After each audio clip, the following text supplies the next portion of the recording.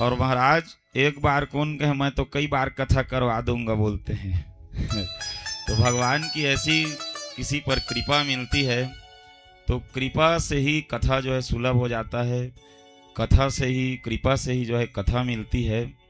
तो मैं आइए साहू जी, आपका हार्दिक स्वागत, अभिनंदन। मैं व्यासपीठ से हार्दिक स्वागत आपका करता हूँ।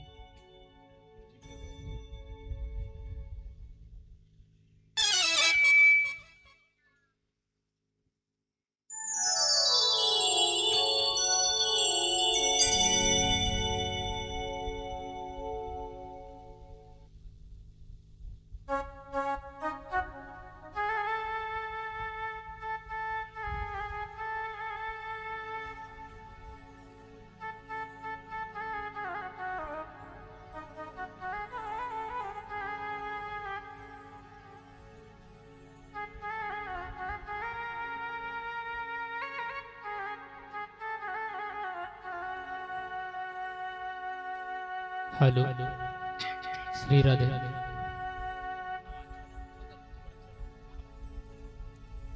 श्री राधे, हरिओम, जय श्री राम।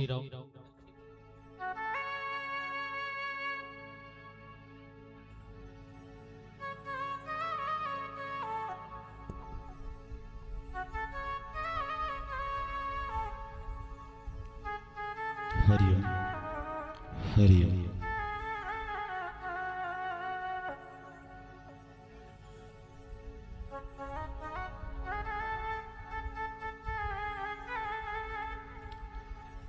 सज्जन वृंद, भक्त और भगवान की कथा अनुपम कथा है ये।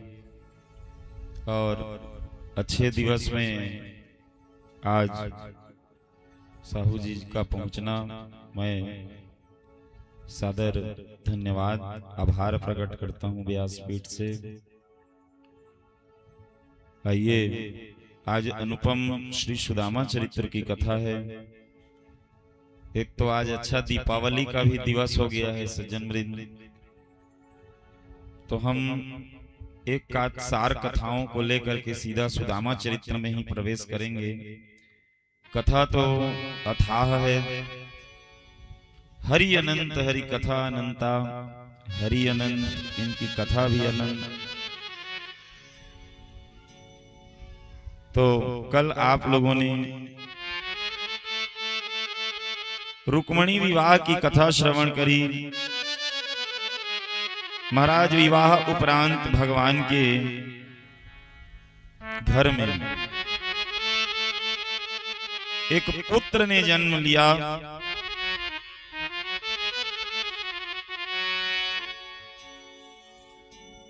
पुत्र का जन्म हुआ है, और जैसे ही भगवान के यहाँ पुत्र का जन्म हुआ ना, भगवान ने खूब हर्षोल्लास बांटा,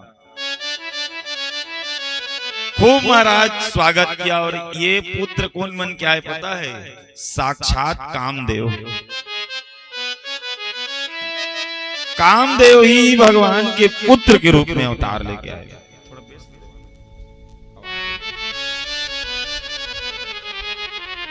हरि हरि हरि हरि। कामस्तु वासुदेवांसो दग्ध प्राग रुद्रमन्युना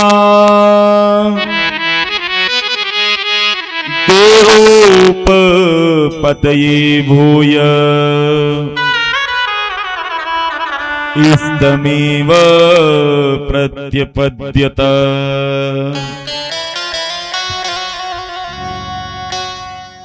कामदेव ही महाराज भगवान श्री कृष्ण के पुत्र के रूप में आए। और देखिए, जगह जगह पे कामदेव की निंदा करी गई है, और जब वही कामदेव भगवान कृष्ण के पुत्र के रूप में आए तो बड़े बड़े देवता लोग महाराज कामदेव का दर्शन करने के लिए आए हैं।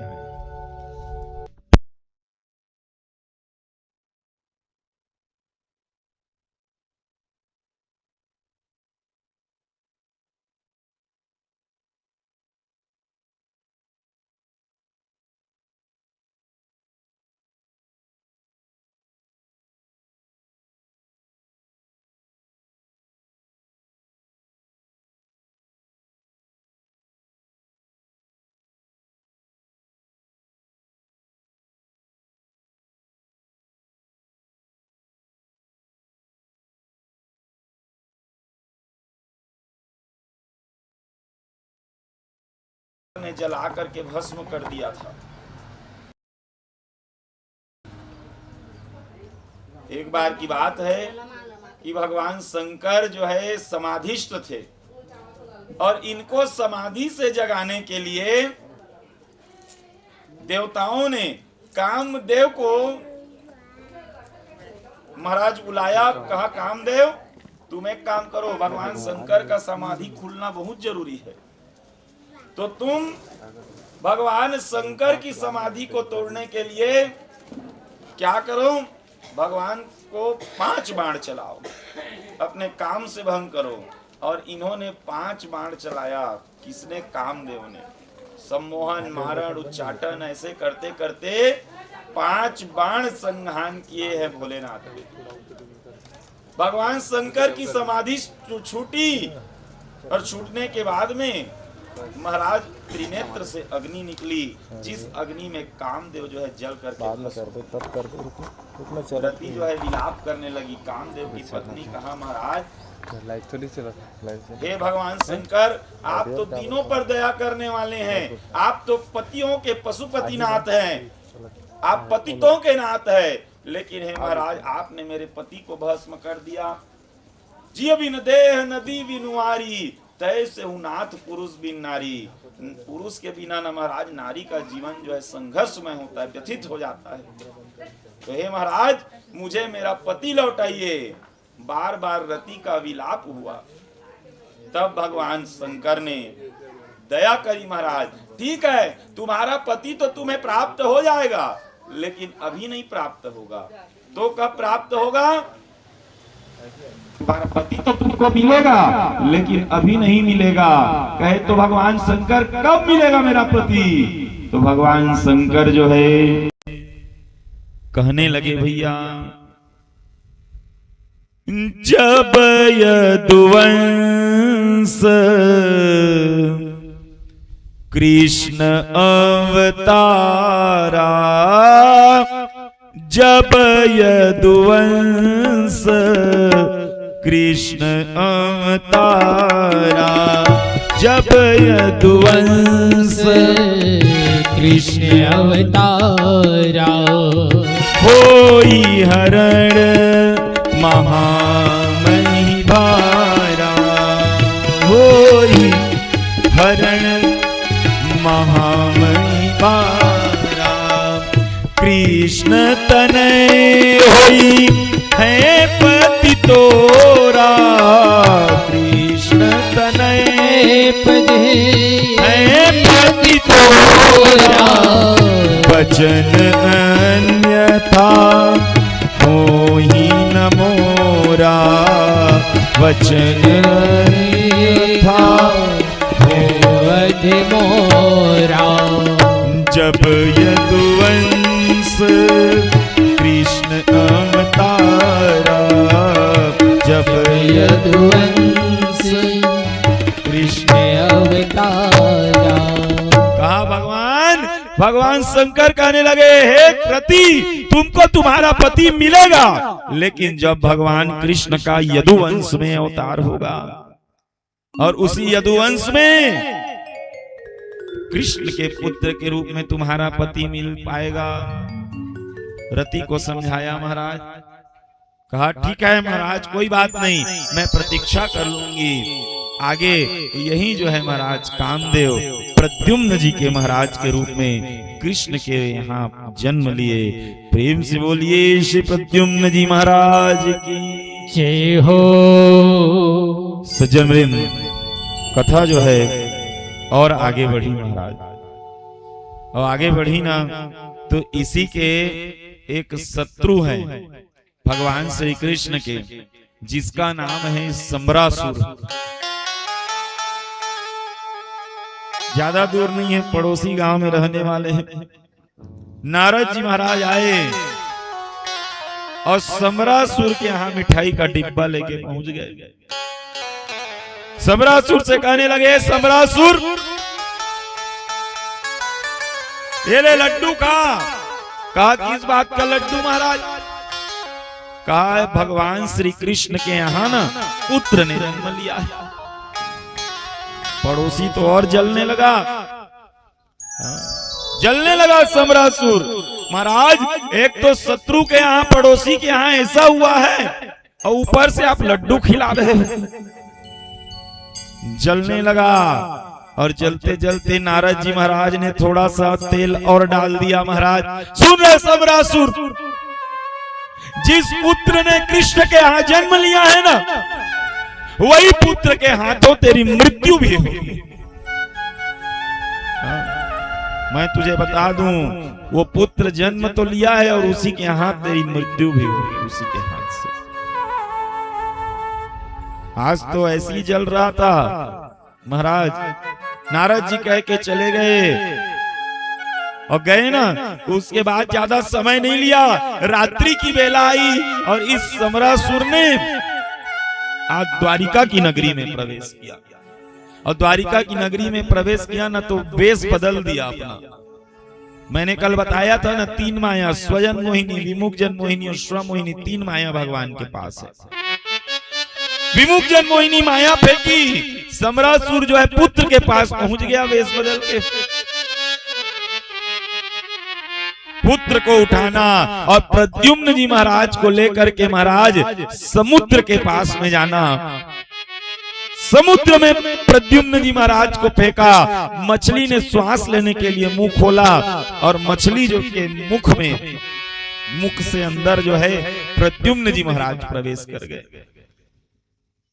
महाराज मछुआरा का आना, जाल फैलाना, मछली हाथ में लगी। मछली को लेकर के फिर इसी समरासुर के राज्य में प्रवेश करना। समरासुर ना महाराज आज मछुआरा जो है लेकर के समरासुर के पास मछली को लेकर के पहुंच गया। कहा महाराज मेरे हाथ में ना बहुत बड़ी मछली आई है, इसलिए मैं सोच रहा हूं कि राजा को ही भेंट कर दूं। राजा खुश हो गया, वाह क्या बात है, अभी अभी जो है मैंने एक जने अपनी शत्रु को मारा है और आज चलो मत्स्य खाने को भी मिलेगा। आज मछली के गर्भ में छिप करके मृत्यु आने लगी। राजा जो है समझ नहीं पाया। अब मृत्यु जो है ऐसी छिप के आती है, पता नहीं चला राजा को। समरासुर जान नहीं पाया कि उस मछली के भीतर में तो मृत्यु छिपा हुआ है। महाराज आगे चल करके मछली काटा गया और उसी से प्रद्युम्न जी महाराज निकले, उस मछली के गर्भ से। इधर द्वारिकापुरी में हल्ला हो गया भगवान कृष्ण के यहाँ कि कोई जो है लल्ला गायब हो गया, भगवान कृष्ण का पुत्र गायब हो गया। भगवान कृष्ण चारों ओर अपने पुत्र को खोजवाने लगे और उधर महाराज पुत्र मछली के गर्भ से होते हुए समरासुर के राज्य में प्रवेश कर गया। मृत्यु जो है ना ऐसी छिप के आती है भैया, पता नहीं चलता। एक गरुड़ पुराण में बहुत अच्छी कथा आती है। गरुड़ जी महाराज ना एक दिन भगवान नारायण गरुड़ को बुलाए, कहा चलो गरुड़ आज हम लोग भगवान शंकर का दर्शन करने के लिए जाएंगे। कहां? कैलाश पर्वत। और कैलाश पर्वत भगवान शंकर का दर्शन करने के लिए गरुड़ पे बैठ के गए भगवान नारायण। तो गरुड़ को ना गेट पर ही छोड़ दिए, गरुड़ तुम यहीं रहना, मैं भगवान शंकर का दर्शन करके आता हूं अभी। तो सामने में ना एक पक्षी था, चिड़िया की चहचहाट जो है सुनने लगे गरुड़ जी महाराज। उस पक्षी को एकटक देखने लगे। तो उसी समय में यमराज जो है ना वो भगवान शंकर के दर्शन के लिए आए। शिव जी के दर्शन करने के लिए जैसे ही अंदर घुस रहे थे तो उनकी दृष्टि भी वही पक्षी पे पड़ गई। तो उस गौरैया पक्षी को महाराज यमराज ने आश्चर्यचकित तरीके से देखा, थोड़े से मुस्कुराए और अंदर चले गए। गरुड़ जी जो है भ्रम में पड़ गए। आश्चर्यचकित तरीके से यमराज देख के गए हैं, हो ना हो आने के बाद ये इनका काम ही है प्राण हर लेना, कहीं प्राण मत हर ले। इसलिए काम करता हूं, इस यमराज से दूर कर देता हूं इस पक्षी को। और महाराज अपने चोंच से उस गौरैया पक्षी को उठाया और उठा के 1000 मील दूर जाकर के छोड़ करके फिर वापस आके खड़े हो गए। यमराज भगवान शंकर का दर्शन करके बाहर निकले और देखा तो चिड़िया जो है, पक्षी जो है गायब था। गरुड़ जी महाराज से पूछा, कहा महाराज यहीं पे एक गौरैया पक्षी थी, कहाँ गई? कहा महाराज मुझे पता था आप निकलोगे तो उसी को पूछोगे। महाराज पहले तो ये बताइए कि आपने उसको आश्चर्यचकित तरीके से क्यों देखा? आपकी दृष्टि थोड़ी अलग लगी। कहा महाराज मैंने इसलिए उस पक्षी को देखा क्योंकि अभी 2 मिनट में उसकी मृत्यु 1000 मील दूर सर्प काटने से होनी है। अब मैं यही सोच रहा हूं महाराज ये 2 मिनट में 1000 मील पहुंचेगा कैसे? गरुड़ जी महाराज कहने लगे भैया मैं तो पहुंचा के आया हूं। और उसके बाद में गरुड़ जी महाराज जा करके देखे तो सर्प के काटने से उसकी मृत्यु हो गई। कहने का अर्थ है कि मृत्यु जो है ना वो खींच लेती है। मृत्यु कहां पे, कौन से जगह पे, कहां पे छिपा हुआ है हम लोग नहीं जान पाते हैं। गरुड़ पुराण में ना 8 जगह ठोकर लगने पर ही हमारी मृत्यु होती है शरीर में। 8 ऐसा स्थान है जिस स्थान में से एक स्थान पर ठोकर लगेगी तभी हमारी मृत्यु होगी। इसीलिए किसी को पैर का दर्द में ही खाली मृत्यु हो जाती है क्योंकि उसकी मृत्यु वो पैरेज में है। किसी का हाथ दर्द करता है, हाथे में मृत्यु हो जाती है। किसी का सिर दर्द किया तो सिरे से मृत्यु हो जाती है, सिर से ही। किसी के सीने से, किसी के पैर से, किसी के हाथ से, किसी के मुंह से। तो 8 जगह जब तक के वो मृत्यु वाले जगह पे ठोकर नहीं लगता है तब तक के मृत्यु नहीं निकलती, प्राण नहीं निकलता है सर। तो सज्जन वृंद आज जो है मृत्यु छूट के आई, पता नहीं चला भैया। वैसे हम लोग मृत्यु से बचने का लाख कोशिश करते रहते हैं लेकिन मृत्यु तो पता नहीं कहां कब किसके पास छुप करके बैठा हुआ है। एक जन इसने रात के सूते रहे ना भैया तो कर ऊपर मुसवा गिर के चिल्लाई सब लाए, ए पत्नी ए बच्चा जल्दी आवा जल्दी आवा। मुसवा गिर गए, सब कोई कहीं कहा हो गए, कहीं ऊपर से चूहा गिर गया, मुसवा गिर गए। मुसवा गिर गए तत्का डरा था, कहीं मुसवा गिर गया तो मान गए और पीछू पीछू कबू सांप गिर गया ओकर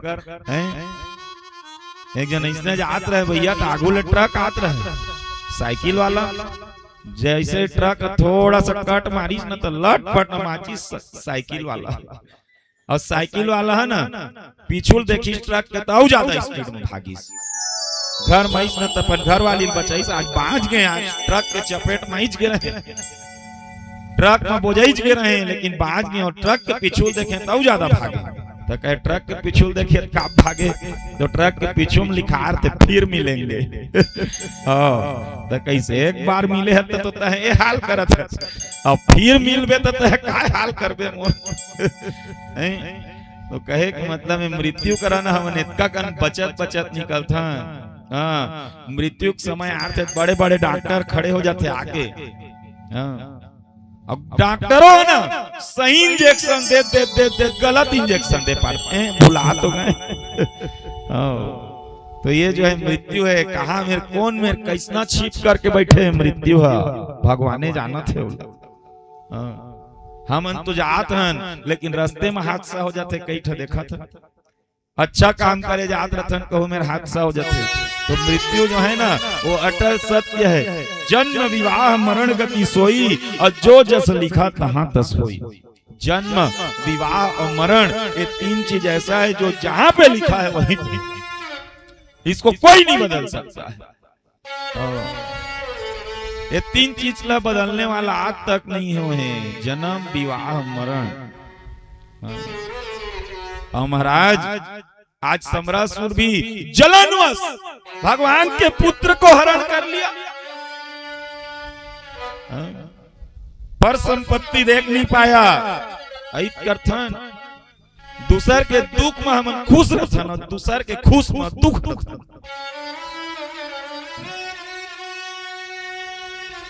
सच्चा इंसान तो वही है जो दूसरे के विपत्ति में दुखित हो जाए, दूसरे की खुशी में खुश रहे। हम लोग जितना दूसरे के दुख से दुखी नहीं होते, उससे ज्यादा तो दूसरे के खुशी से दुखी ये है के कम खुश से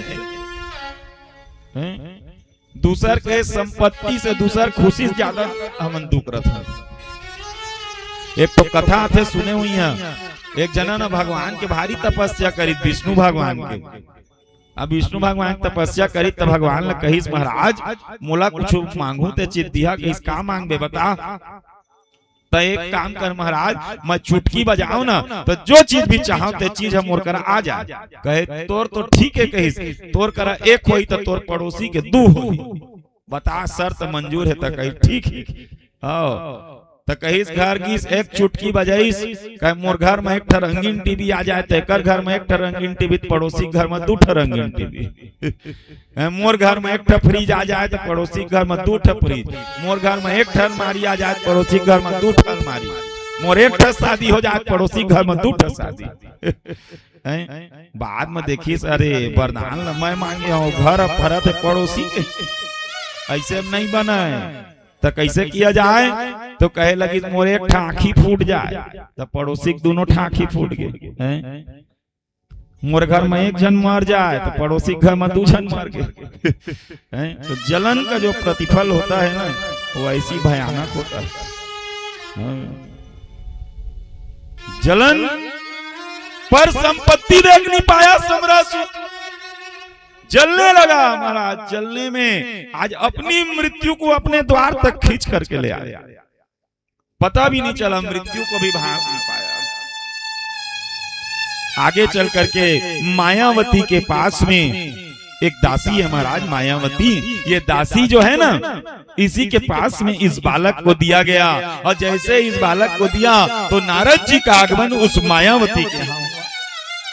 कहा मायावती ये कोई और नहीं है, ये जो है भगवान कृष्ण का पुत्र है, और यही जो है ना तुम्हारा पति देव है।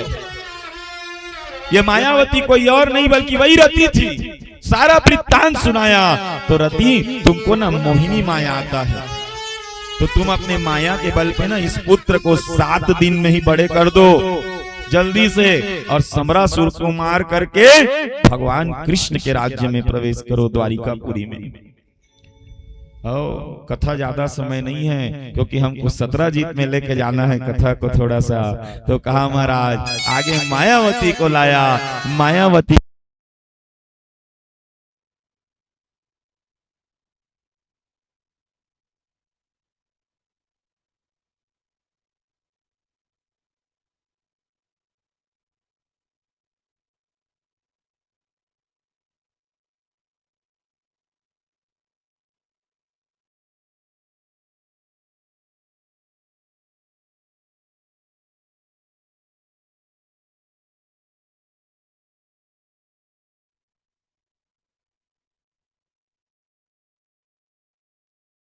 मायावती के साथ में कृष्ण ये जो है प्रद्युम्न का विवाह कराया गया। सज्जन वृंद ये जो है इस प्रकार की कथा। आइए अब हम लोग थोड़ा सा 17 जीत के प्रसंग में चलेंगे। तो 17 जीत के कथा के प्रसंग के पूर्व आइए एक भजन श्रवण करिए। प्रेम से बोलिए श्री कृष्ण चंद्र भगवान की। पानी की बाटल को कम कर दिया।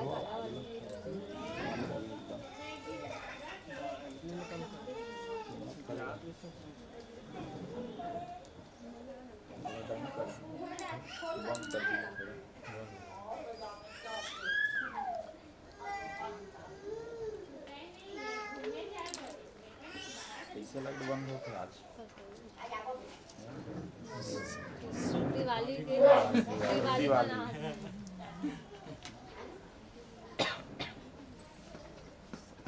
श्री कृष्ण गोविंद हरे मुरारे हे नाथ नारायण वासुदेव। कृष्ण गोविंद हरे मुरारे हे नाथ नारायण वासुदेव।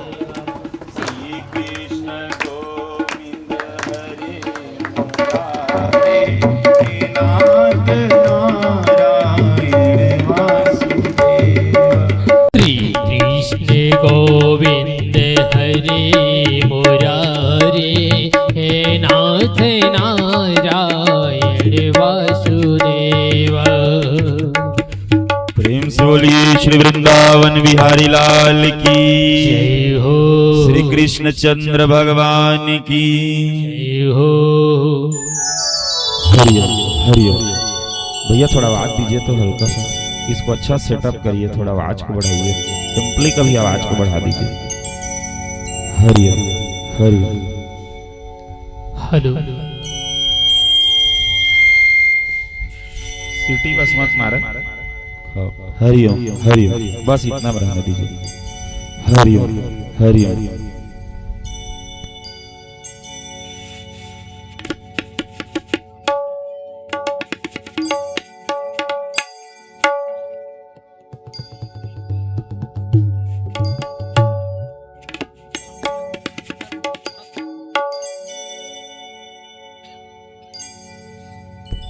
हरिओम।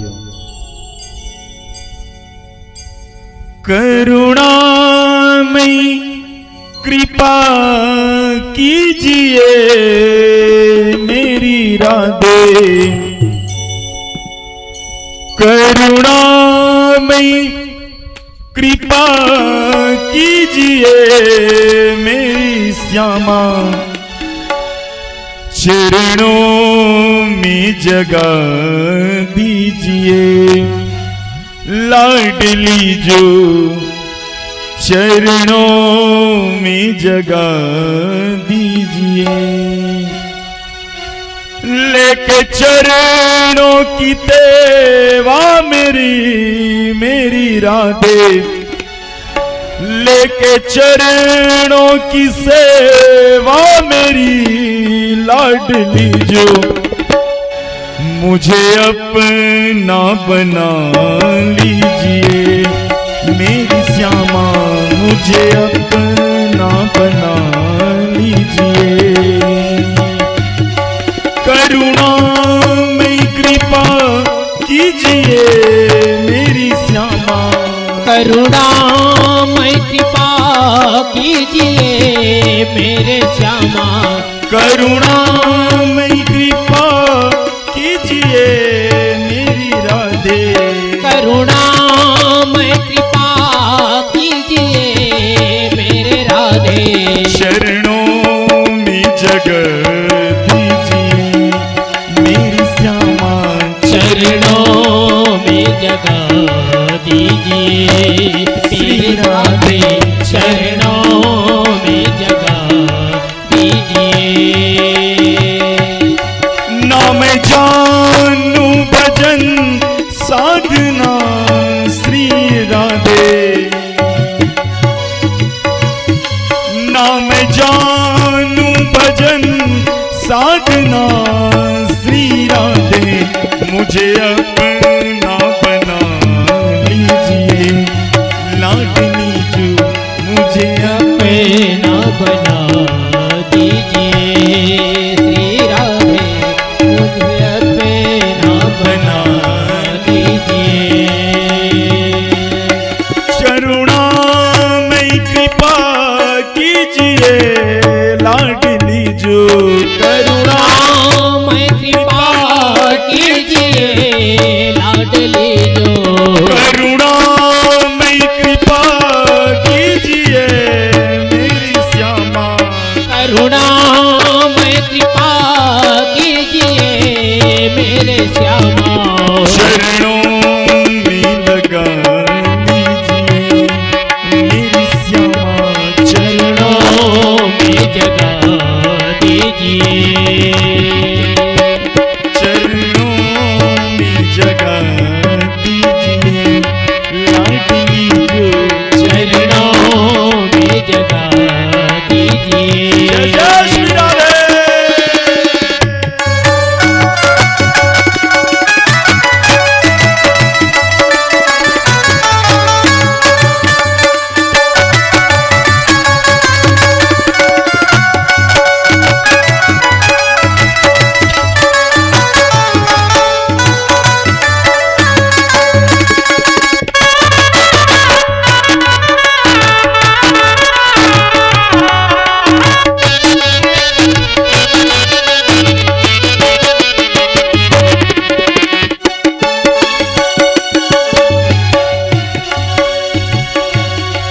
ऐसे चुप ना रहा कीजिए मेरी राधे, ऐसे चुप ना रहा मेरे श्री राधे, ऐसे चुप ना रहा कीजिए मेरी श्यामा, ऐसे चुप ना रहा कीजिए मेरी श्यामा। राधे राधे कहा कीजिए मेरी राधे, राधे राधे कहा कीजिए। करुणामय कृपा कीजिए मेरी श्यामा, करुणामय कृपा कीजिए मेरे श्यामा, चरणों में जगह दीजिए मेरी राधे, चरणों में जगह दीजिए मेरे श्यामा, चरणों में जगह दीजिए। श्री राधा राधा श्री राधा श्री राधा राधा श्री राधा, श्री राधा श्री राधा श्री राधा श्री राधा, श्री राधा राधा श्री राधा श्री राधा राधा श्री राधा, श्री राधा श्री राधा श्री राधा राधा राधा श्री राधा राधा श्री राधा श्री राधा राधा श्री राधा, श्री राधा राधा श्री राधा श्री राधा राधा, चरणों में जगह दीजिए मेरी श्यामा, चरणों में जगह दीजिए मेरे श्यामा, चरणों में जगह दीजिए मेरी राधे, चरणों में जगह दीजिए श्री राधे, करुणामय कृपा कीजिए मेरी श्यामा, करुणामय जगह दीजिए श्री राधे, चरणों में जगह दीजिए श्री राधे, चरणों में जगह दीजिए। छोड़कर तेरा दर मैं श्री राधे, छोड़ संपूर्ण मेरा श्री राधे राधे, छोड़कर दर तेरा श्री राधे, छोड़ कल्प मेरा आसरा श्री राधे, वृंदावन बुला लीजिए श्री राधे, वृंदावन बुला लीजिए श्री राधे, वृंदावन बुला लीजिए। देख चरणों की सेवा मुझे मेरी राधे, देख चरणों की सेवा मुझे, श्री राधे, देख चरणों की सेवा मुझे मेरी श्यामा, लेके चरणों में सेवा मुझे मेरे श्यामा, मेरी किस्मत बना दीजिए, राधे चरणों में बना लीजिए श्री राधे, चरणों में बना लीजिए। करुणामय कृपा कीजिए श्री राधे, करुणामय कृपा कीजिए श्री राधे, चरणों में जगह दीजिए श्री राधे, करुणा में जगह दीजिए श्री राधे, चरणों में जगह दीजिए श्री राधे, चरणों में जगह दीजिए। राधे चरणों में जगह दीजिए। जय जय श्री राधे, जय जय श्री राधे, जय जय श्री राधे श्याम।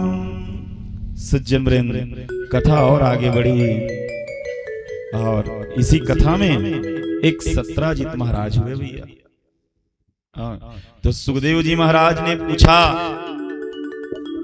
सुखदेव जी महाराज कथा कहने लगे। परीक्षित ने पूछा, महाराज सुना है भगवान श्री कृष्ण को चोरी का कलंक लग गया, चोरी का। तो कहा, महाराज ये चोरी का कलंक भगवान को कैसे लगा?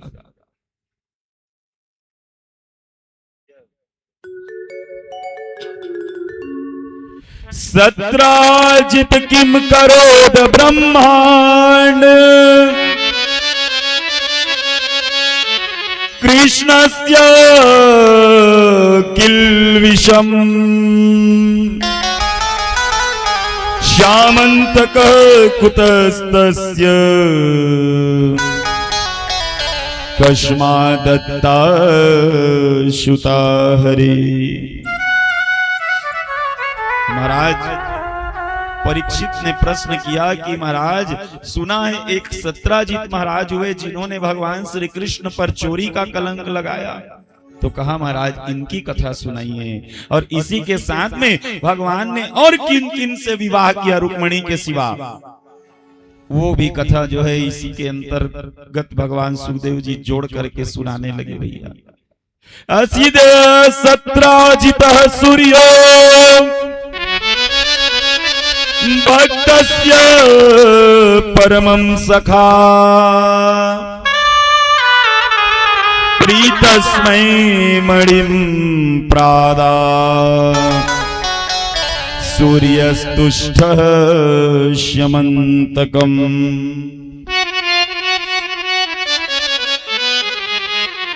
सत्राजित महाराज ने ना भगवान सूर्य की भारी पूजा करी, इतनी पूजा करी महाराज, इतनी पूजा कि एक दिन सूर्य देव प्रसन्न होकर के सत्राजित को एक मणि प्रदान किया है।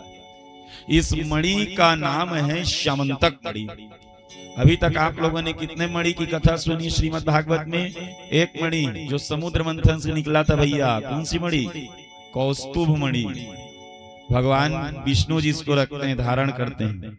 अब ये दूसरा नंबर का मणि है जिसका नाम है श्यामंतक मणि।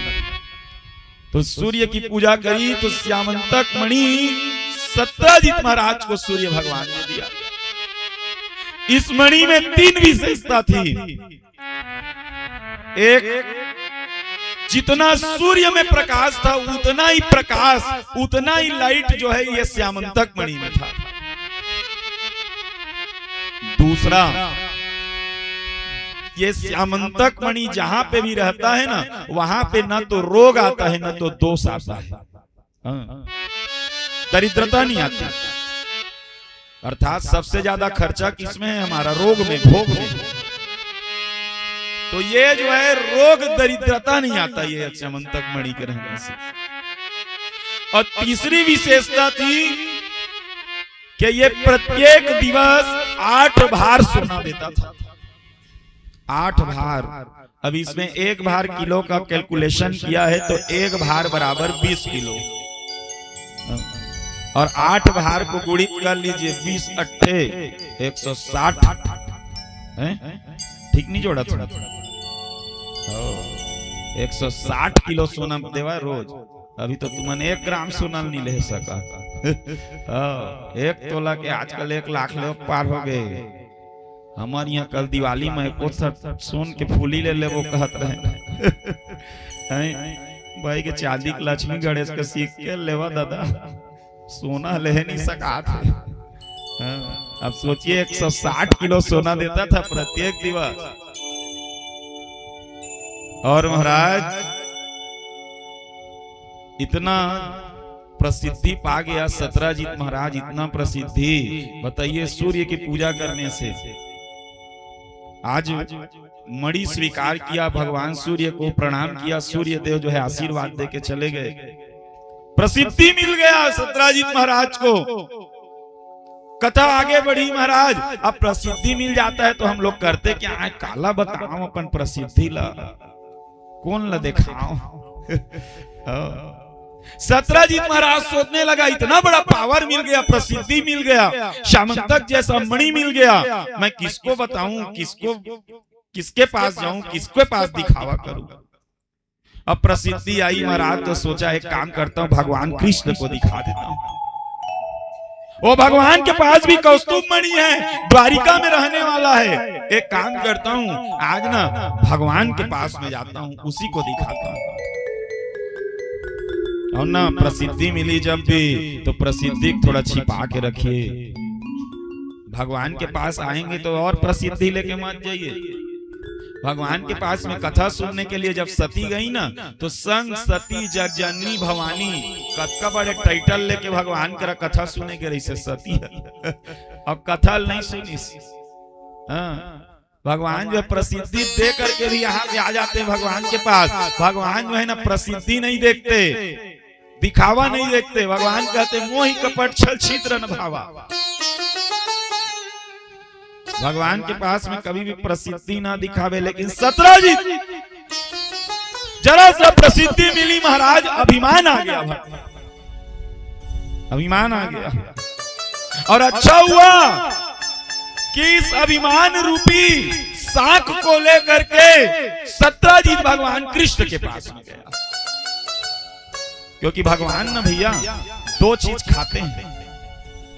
भगवान जो है दो चीज खाते हैं। भगवान को एक तो मीठा पसंद है और एक तो तीखा पसंद है। भगवान को जब मीठा खाना रहता है ना तो भक्तों के हृदय में छिपा हुआ भाव खा जाते हैं। और भक्तों को जब भगवान को जब तीखा खाने का मन करता है तो अभिमानियों के हृदय में छिपा हुआ अभिमान खा जाता है। भगवान दो चीज खाते हैं, अभिमान, तीखा रूपी अभिमान और मीठा रूपी भाव। सत्राजीत का अभिमान जो है भी भगवान खाएंगे भैया। और अभिमान का जड़ जो है ना ठीक वैसे ही होता है जैसे बकरे का सर काट देने के बाद में भी धड़ जो है ना कुछ टाइम तक छटपट छटपट करते रहता है। वैसे ही ये अभिमान का जड़ जो कितना भी कट जाए ना फिर भी कहीं ना कहीं बची जाता है। प्रसिद्धि आ गई। और देखिए एक चीज कथा और सिखाती है, अगर आपको ज्यादा प्रसिद्धि प्राप्त करना है ना तो आप लोग भी भगवान सूर्य की पूजा करिए। सूर्य की पूजा करने से बहुत प्रसिद्धि मिलती है। दूसरी बात, सूर्य जो है ना वो सरकारी नौकरी का भी कारक ग्रह है। अगर जीवन में शासकीय सेवा चाहिए, सरकारी नौकरी चाहिए तो भी आप जो है सूर्य की ही पूजा करिए। जो प्रत्येक दिवस सूर्य को हरे जल से अर्घ देता हो उसका जो है आयु कीर्ति यशो बलम, आयु भी बढ़ता है, कीर्ति भी बढ़ता है, यश भी बढ़ता है, बल भी बढ़ता है, चार चीजें बढ़ता है। शासकीय सेवा प्राप्त करने के लिए, कोई प्रसिद्धि प्राप्त करने के लिए, व्यापार को और तेजी से रफ्तार पकड़ने के लिए आप सूर्य की पूजा करिए। सूर्य जो है प्रसिद्धि दिलाने वाला है। सूर्य में सबसे विशेष क्वालिटी क्या है पता है आपको? सूर्य की सबसे विशेष विशेषता, सूर्य जो है ना अपने निज धर्म का पालन करता है। सूर्य जो है जब समय में उदय होता है ना तो ये नहीं देखता कि सब लोग लोटे में हाथ में जल ले खड़े हो तब मैं उदय हूं। सूर्य अपने समय को देखते हुए उदय हो जाता है। और सूर्य अस्त होने के समय में ये नहीं सोचता कि लोग मेरा विदाई समारोह रखे तो मैं जाऊं। सूर्य अपने समय को देखते हुए अस्त हो जाता है। अर्थात सूर्य का जीवन मान और अपमान से ऊपर उठ के है। ये मान सम्मान नहीं खोजता है, अपने निज धर्म का पालन करता है। और जो अपने इस संसार में आकर के जो अपने निज धर्म का पालन करे, अगर आपका दैनिक दिनचर्या सही है तो आपको प्रसिद्धि पाने से कोई नहीं रोक सकता। अगर आपको भी सूर्य की तरफ विश्व पूजित होना है, सूर्य की तरफ प्रसिद्धि पाना है तो आप जो है महाराज सूर्य की पूजा करिए, निज धर्म का पालन करिए, सूर्य की पूजा करिए। प्रसिद्धि मिला, हजम नहीं हुई सत्राजीत को। बताऊं किसको? याद आया, एक काम करता हूं, कृष्ण भगवान को बता देता हूं। और महाराज वो मणि को मस्तक में धारण किया, अब मस्तक में धारण करके महाराज जाने लगा सत्राजित। और सत्राजित जाकर के सज्जन वृंद द्वारिका की नगरी में प्रवेश करने लगा। तो द्वारिका की नगरी में वो जगमग जगमग करने लगा है एकदम। पूरी द्वारिका के लोग आके देखने लगे, ऐसा लगने लगा कि साक्षात सूर्य जो है चलते हुए आ रहा है। हल्ला होने लगी, देखो देखो आज भगवान के दर्शन के लिए स्वयं सूर्य जो है चलते आ रहा है। महाराज आज स्वयं भगवान कृष्ण के कान में बात चली गई, महाराज आपके दर्शन के लिए कोई दिव्य प्रकाश आ रहा है, मानो ऐसा लग रहा हो सूर्य ही मत चलते आ रहा हो। तो भगवान कृष्ण बलराम के सहित बाहर आकर के देखने लगे महाराज, तो सही में दिखने लगा, वाह इतना चमकदार, इतनी लाइट आने लगी। लेकिन जैसे जैसे जैसे जैसे सत्राजित भगवान के करीब आने लगे, वैसे वैसे महाराज लाइट कम पड़ते गया, प्रकाश कम हो गया। अब प्रकाश कम हुआ तो मणि को पहने हुए सत्राजित महाराज जो है पीछे में दिख गए। भगवान कहने लगे, अरे ये तो सत्राजित है मेरा मित्र। महाराज सत्राजित महाराज का ना भगवान का आओ भगत करना, गया आओ सत्राजित महाराज बैठो बैठो। महाराज आसन दिया, बैठाया, पूछा कैसे सत्राजित आज भारी चमक रहे हो भैया, क्या बात है, क्या ये क्या धारण किए हो, इतना चमक रहे हो आप? तो सत्राजित जो है महाराज मणि को निकाला है और निकाल करके भगवान को देने लगा। कहे देखो महाराज मैंने ना सूर्य की बहुत पूजा करी और सूर्य की पूजा से मुझे ऐसा फल मिला, मणि मिली है।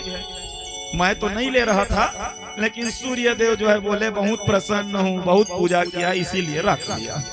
और सुनो ना महाराज इसकी क्वालिटी बताऊं, विशेषता बताऊं? कहे क्या विशेषता है महाराज? ये जो है प्रत्येक दिवस 8 भार सोना देता है, और ये जहाँ रहता है वहाँ रोग दोष नहीं आता, दरिद्रता नहीं आती है, और ये भारी चमकदार है। भगवान कृष्ण धरे देखे के वाह दिख तो रहा है, चेक वेक करायो कि नहीं महाराज असली है कि नकली है? सत्राजित कहने लगा क्या बात करते हो महाराज, असली है एकदम, सूर्य देव ने दिया है। भगवान जो है ना देखे सत्राजित के मुंह को देखने लगे, और एक बार जो है मुख के तरफ देखने लगे सत्राजित के, और एक बार मणि की तरफ को देखने लगे भगवान। सत्राजित एक बात बोलूं? कहे बोलिए ना प्रभु। ये जो है ना मणि भी मेरे को असली लग रही है, लेकिन एक चीज है भैया। कहे क्या? ये मणि और आप दोनों ना मैचिंग नहीं कर रहे हो। मणि जो है ना ज्यादा आपसे प्रभावशील है, मणि में ना आपका प्रभाव थोड़ा फीका पड़ जा रहा है। आप जो है ना महाराज एक काम करो, इस मणि को ना आप मत पहनो, बल्कि आप दान कर दो इस मणि को। इस मणि को लो, और ये महाराज उग्रसेन जो बैठे हुए हैं ना हमारे राज्य में सिंहासन में, महाराज ये मणि को लेके ना आप ये उग्रसेन महाराज को दे दो। तो सत्राजित कहने लगे बाप रे, पहली तो मणि लदे मोर हाथ में। मणि तो महाराज पहले मणि को लिया, कहने लगा मैं इतना मेहनत करके पूजा पाठ करके सूर्य का इस मणि को प्राप्त किया हूँ, और आप क्या बोल रहे हो मैं ये उग्रसेन को दे दूं? ना ना महाराज, मणि दीजिए मेरा। भगवान कृष्ण कहने लगे देखो सत्राजित, वही चीज धारण करना चाहिए, वही चीज पहनना चाहिए जो सूट करे। और तुम में यह मणि जो है सूट नहीं कर रहा है। तुम पहन तो लिया हो, लेकिन भैया वो पहनना चाहिए जो सूट करे। अब जीन्स पैंट पहनने वाले को धोती पहना दो, कहाँ सूट करेगा? हाफ पैंट पहनने वाले को फुल पैंट पहना दो। वेशभूषा का भी अपना महत्व है, पहनावा ओढ़ावा का अपना भी महत्व है। आप देखे नहीं समुद्र मंथन में भगवान नारायण और भगवान शंकर दोनों एक जगह बैठे थे। तो शंकर भगवान नग्न वेश माला वाला पहन के सांप वाप पहन के बैठे रहे, तो देवता पहुंच गए, शंकर भगवान तू जहर पिया का हैं? अब भगवान लक्ष्मी नारायण बढ़िया सजे धजे बैठे रही, सोई करा एकदम हैं? तो करा पहुंच गए देवता मन, भगवान तू लक्ष्मी लिया का हाँ, दोनों लोग वही बैठे हैं, लेकिन वेशभूषा का फर्क है। भगवान भोला शंकर जो एकदम भोला भाला है, तो उसको जहर पिलवा रहे हैं। अब भगवान नारायण बढ़िया सजे धजे हैं, तो उसको बोल रहे हैं लक्ष्मी लिया। तो कहने का अर्थ है कि जहां पे जिस चीज का शोभा होना महाराज वही धारण करना चाहिए। महाराज पीतल के छल्ले में अगर हीरा पहना दिया जाए तो हीरा भी रोएगा। अरे कम से कम मुझे धारण करना था तो सोने का छल्ला ले लेता, मुझे पीतल के छल्ले में पहना रहा है। महाराज ऐसी दशा तो आपकी है। सामंतक मणि तो पागे है, लेकिन सामंतक मणि लाइक तू आदमी नहीं है, सूट नहीं करा सकता। भगवान जो है ना विनोद करने लगे हैं सज्जन वृंद, हंसी मजाक में बोलने लगे, देखो सतराजीत इसको रखो मणि को और वो दे दो किसको, जो उग्र से बैठे उसको। सतराजीत कहने लगे भैया ये मणि को लाओ भैया, हम चले घर। महाराज आप क्या कह रहे हैं, मैं मणि को उनको दे दूं? इतना परिश्रम किया, इतना पूजा किया, इतना अर्चना किया है, तब जा करके मेरे को ये मणि मिला। सतराजीत मणि धरा जाने लगा। भगवान कृष्ण कहने लगे कम से कम आयो सतराजीत तो रुक तो जाओ, चाय नाश्ता तो कर लो। कहा महाराज अब मुझे आप पे यकीन नहीं है, इतना बड़ा महंगा सामान धर के मैं तुम्हारे यहाँ चाय नाश्ता करूंगा? जहर वहर मिला के दे दिए, मेरा मरना हो जाएगा मेरे को, मैं चला भैया, नजर लग गया है आपका इस मणि में। भगवान कृष्ण समझाने लगे सुन सतराजीत, मेरे घर में ऐसा ऐसा मणि जो है हर द्वार में पड़ा हुआ है, जाके देख ले, जगह जगह पे मैं मणि जड़वाया हूँ द्वारिका में, इस मणि को कौन सा बात करे। सतराजीत नहीं माना महाराज, चला गया। आज भगवान जाते हुए सतराजीत को देखे, सतराजीत का अभिमान भगवान की नजरों में आ गया। और मैंने कहा ना भगवान दो चीज खाते हैं, एक तो भगवान को मीठा पसंद है, एक तो भगवान को तीखा पसंद है। जब भगवान को मीठा खाना होता है भक्तों के हृदय में छिपा हुआ भाव खा जाते हैं, जब भगवान को तीखा खाना होता है भक्तों में आने वाले अभिमान को खा जाते हैं। महाराज आज सतराजीत का अभिमान सामने आया, समय गुजरा। एक दिन सतराजीत का भाई प्रसेनजीत, सतराजीत का भाई था प्रसेनजीत, ये प्रसेनजीत उस मणि को मांगा महाराज।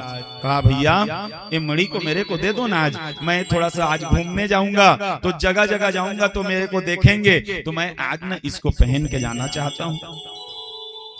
मणि रखा महाराज, मणि को प्रसेनजीत रखा। प्रसेनजीत जो है जंगल की ओर जाना और रास्ते में सिंह से मुलाकात हो जाना। प्रसेनजीत का सिंह और प्रसेनजीत का घमासान युद्ध होना, और सिंह ने अपने पंजे से प्रसेनजीत को मार डाला। मणि रखा महाराज, आगे लेकर के जा रहे थे तभी उस सिंह की मुलाकात एक भालू से हो गई, रीछ से, और रीछ और सिंह का युद्ध होना, और सिंह से महाराज मणि लेकर के रीछ जो है उस श्यामंतक मणि को लेकर के एक गुफा में प्रवेश हो गए। इधर सतराजीत देखने लगा, सुबह से रात होने को आया महाराज, लेकिन प्रसेनजीत नहीं आ रहा है, भाई नहीं आ रहा है, उसकी चिंता कम है, मणि नहीं आया है उसकी चिंता ज्यादा है। घर वाली को लाया अपना, सतराजीत कहने लगा सुनती हो भगवान? कहे क्या हुआ? अरे मेरा भाई छोटा वाला प्रसेनजीत सुबह के लेकर के मणि को गया है और अभी तक नहीं आया है। भाई की चिंता नहीं है, मणि की चिंता है। और इसने हमन के गाड़ी ला कोई मांग के लेके जा रहे थे ना, दे तो भैया आज बा तो गाड़ी ला एक दिन बा उधार। अब गाड़ी वाला कै बजे आहू कह रहे थे 2 बजे, अब कबू 2 बजे तक गाड़ी वाला नहीं तो आज तो हमन के चिंता है ना व्यापे ला हो जाते। 2 ले कहू 4 तो बज गए तब बीपी हाई होए लग जाते। अब फिर नहीं आए, ओकर चिंता नहीं है, वो गाड़ी के चिंता है, कै बजे आई हो गाड़ी है कर। प्रसेनजीत का नहीं महाराज इसका चिंता था। एक दिन 2 दिन 4 दिन गुजरा, प्रसेनजीत वापस नहीं आया। भारी खोजवाया सत्राजीत ने, महाराज प्रसेनजीत नहीं मिला तो किया क्या, कहे अब समझ में आ गया महाराज। सत्राजीत महाराज कहने लगा अब मेरे को समझ आ गया, इतना दिन हो गया मेरा भाई नहीं आया है, इसका मतलब मेरे भाई का किसी ने अपहरण कर लिया है, क्योंकि उसके पास में वो श्यामंतक मणि है। क्या करूं, कैसे करूं, किसको चोर बोलूं? नजर घुमा के देखा कौन ऐसा काम कर सकता है।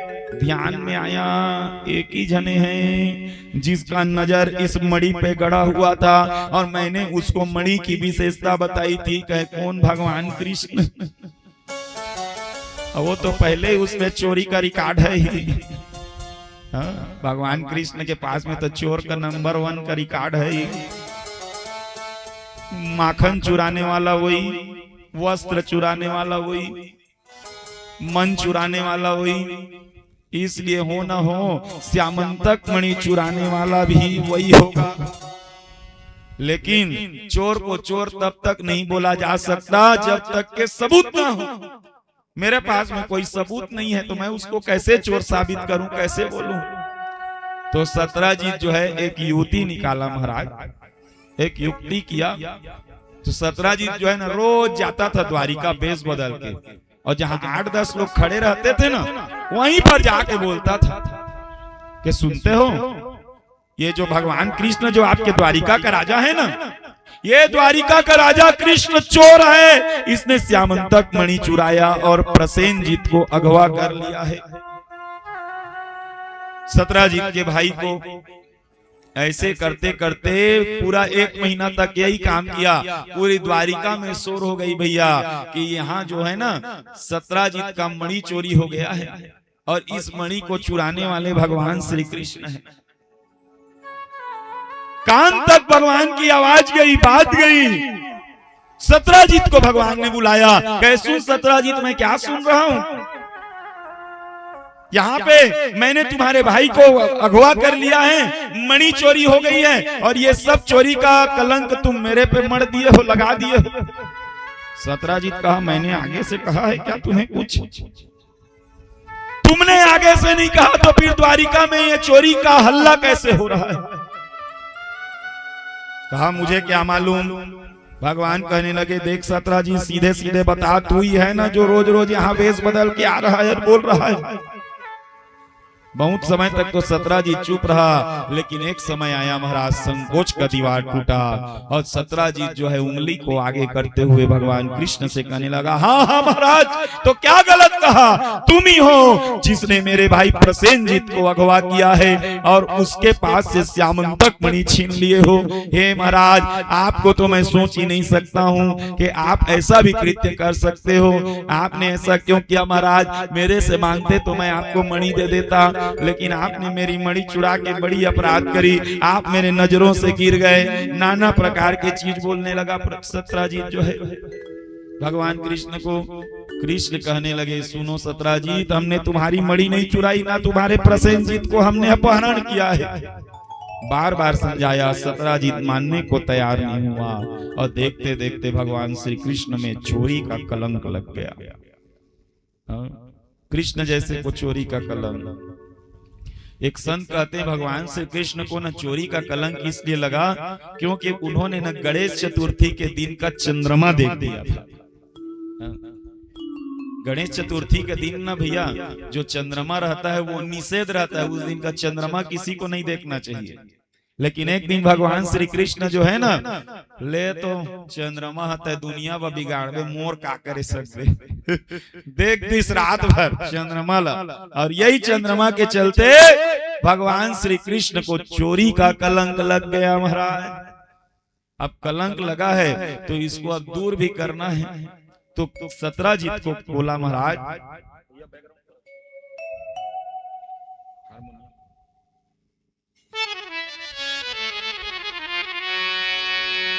सत्राजीत को कहा महाराज चलो एक काम करते हैं, हम आप ही और मैं दोनों मिल करके जो है इस मणि को ढूंढते हैं। सत्राजीत को रथ में लिया। भगवान श्री कृष्ण मणि ढूंढने के लिए गए तो देखा कि आप बीच जंगल में पहुंचे तो एक सत्राजीत जो का भाई प्रसेनजीत मरा हुआ पड़ा था।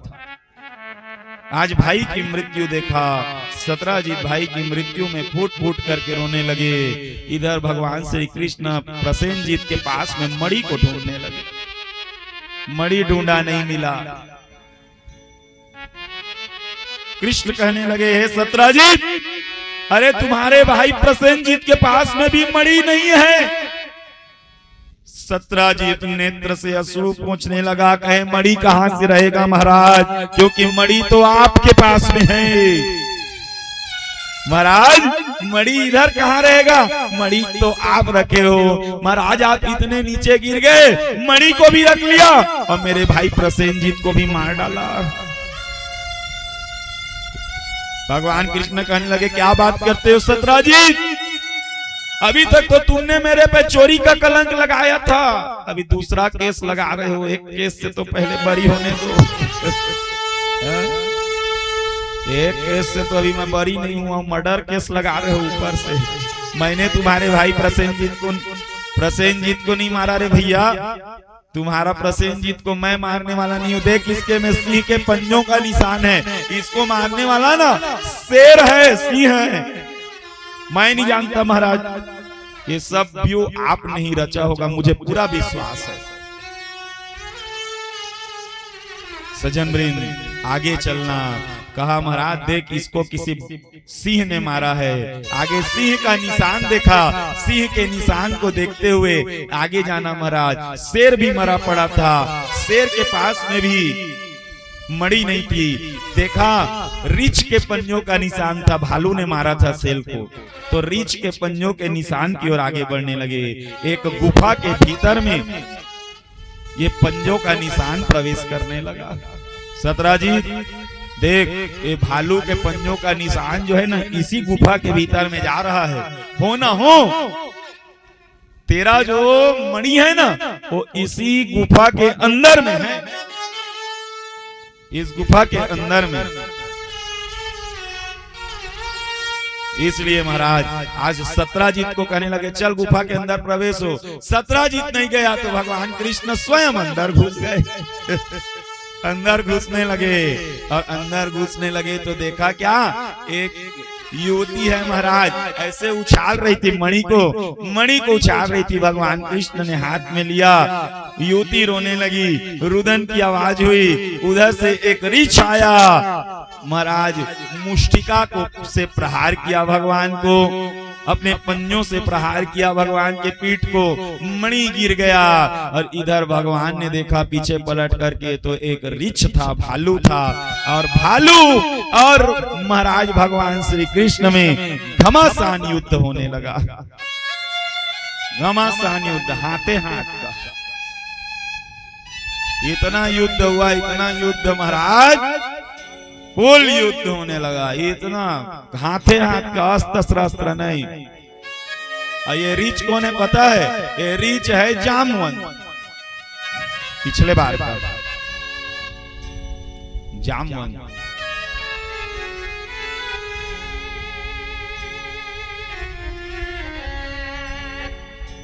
महाराज जी जामवंत के साथ में युद्ध करने लगे, मल युद्ध, हाथे हाथ के।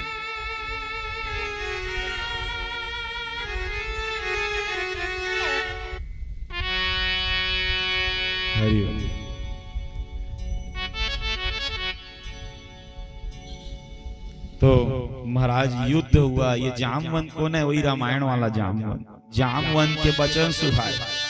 भगवान में नौ ककरो वचन नहीं सुहावे, वो जामवंत के वचन सुनावे।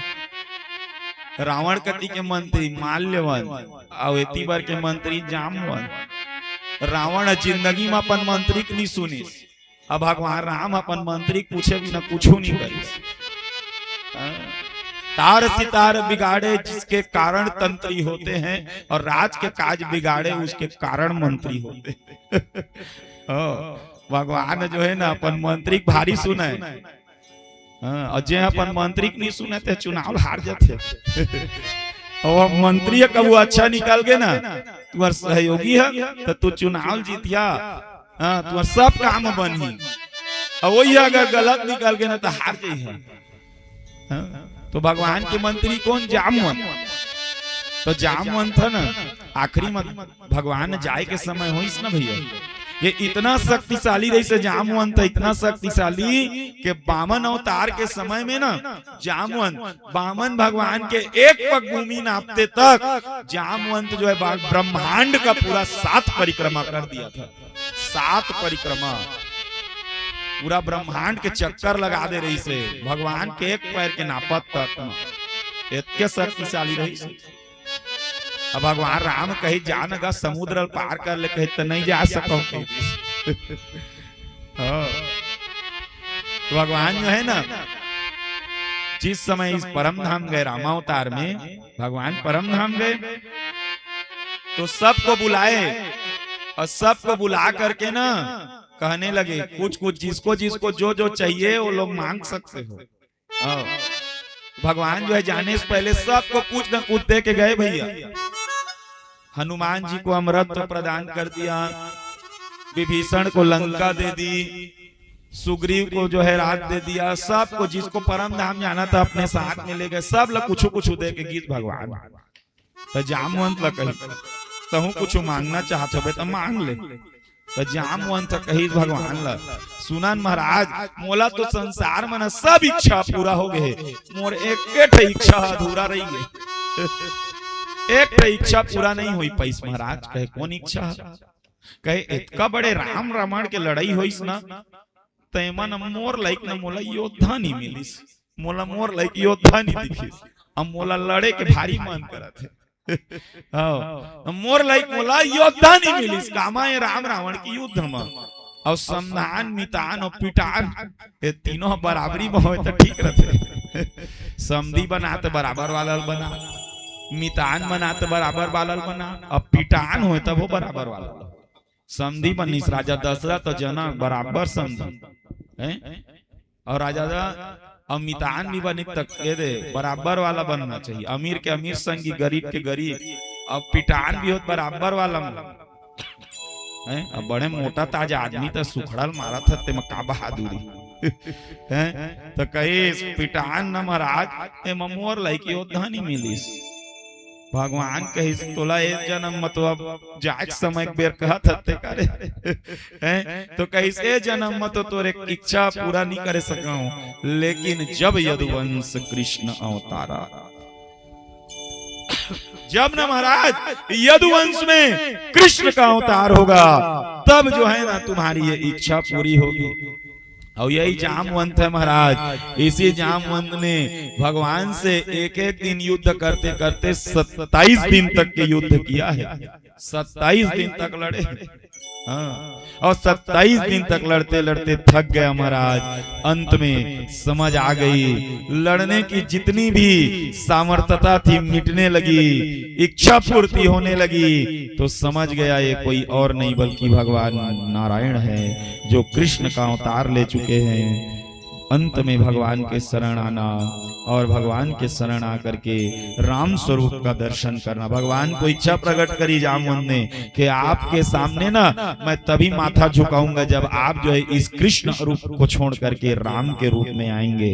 और सज्जन वृंद आगे चल के भगवान के राम स्वरूप का दर्शन किया और जामवंत भगवान नारायण के शरण में आया। जानी त्वं सर्वभूतानां प्राणोज सहो बलम, विष्णु पुराण पुरुषम प्रभु विष्णु मधीश्वरम। महाराज भगवान के शरण में गया जामवंत, कहा प्रभु पहचान नहीं पाया, जाने अनजाने में आपने मुष्टिका प्रहार कर दिया। हे प्रभु मुझे क्षमा करना, मुझे कृपा करना, मुझ पर दया करना भगवान। और महाराज आगे क्षमा किया भगवान ने, कहा सुनो महाराज, मुझे ना ये सामंतक मणि चाहिए था, मुझे चोरी का कलंक लग गया है सत्राजित का, तो ये सामंतक मणि मुझे दे दो। और सामंतक मणि को लाया जामवंत ने, और सामंतक मणि को ला करके सज्जन वृंद जामवंत ने भगवान श्री नारायण को अर्पण किया है, भगवान श्री कृष्ण को दिया। सोचा सामंतक मणि ही अकेले ना दूं, इसके बाद में उसकी पुत्री थी महाराज जामवंती, तो अपनी जामवंती नाम की पुत्री को लाया, और जामवंती नाम की पुत्री को ला करके भगवान कृष्ण पर अर्पण किया है। जामवंती नाम की पुत्री,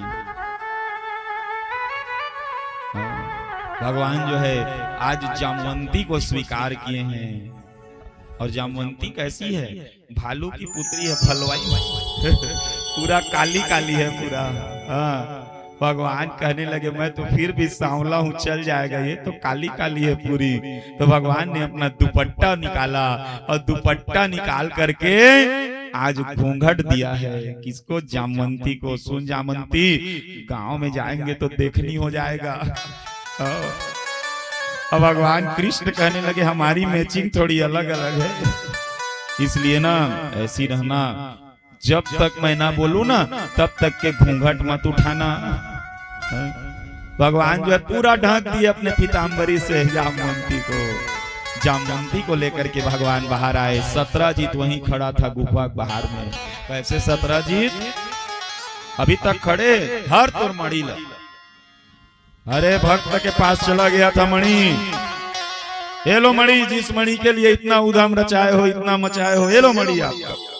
सत्राजित ने आज मणि को देखा, बड़ा दुख लगा। सत्राजित भी भगवान के शरण में आया, कहा महाराज क्षमा करिए, मैंने आपको रोष रोष में आप पर झूठा कलंक लगा दिया, मैं भी अपनी गलती का प्रायश्चित करना चाहता हूँ। महाराज तो सत्राजित भी अपनी गलती का प्रायश्चित करते हुए सत्राजित भी भगवान कृष्ण कहने लगे मैं भी अपनी कन्या आपको देना चाहता हूँ महाराज। कहा कोई बात नहीं, हम भी आपकी कन्या स्वीकार करेंगे। और सत्राजित भी अपने महल में लेकर के भगवान कृष्ण को आया और अपनी सत्यभामा नाम की कन्या को सत्राजित ने भगवान श्री कृष्ण को दिया। और सत्यभामा जो है इतनी सुंदर है भगवान कृष्ण की, 16,108 रानी में सबसे ज्यादा कोई सुंदर है भैया तो वो सत्यभामा है।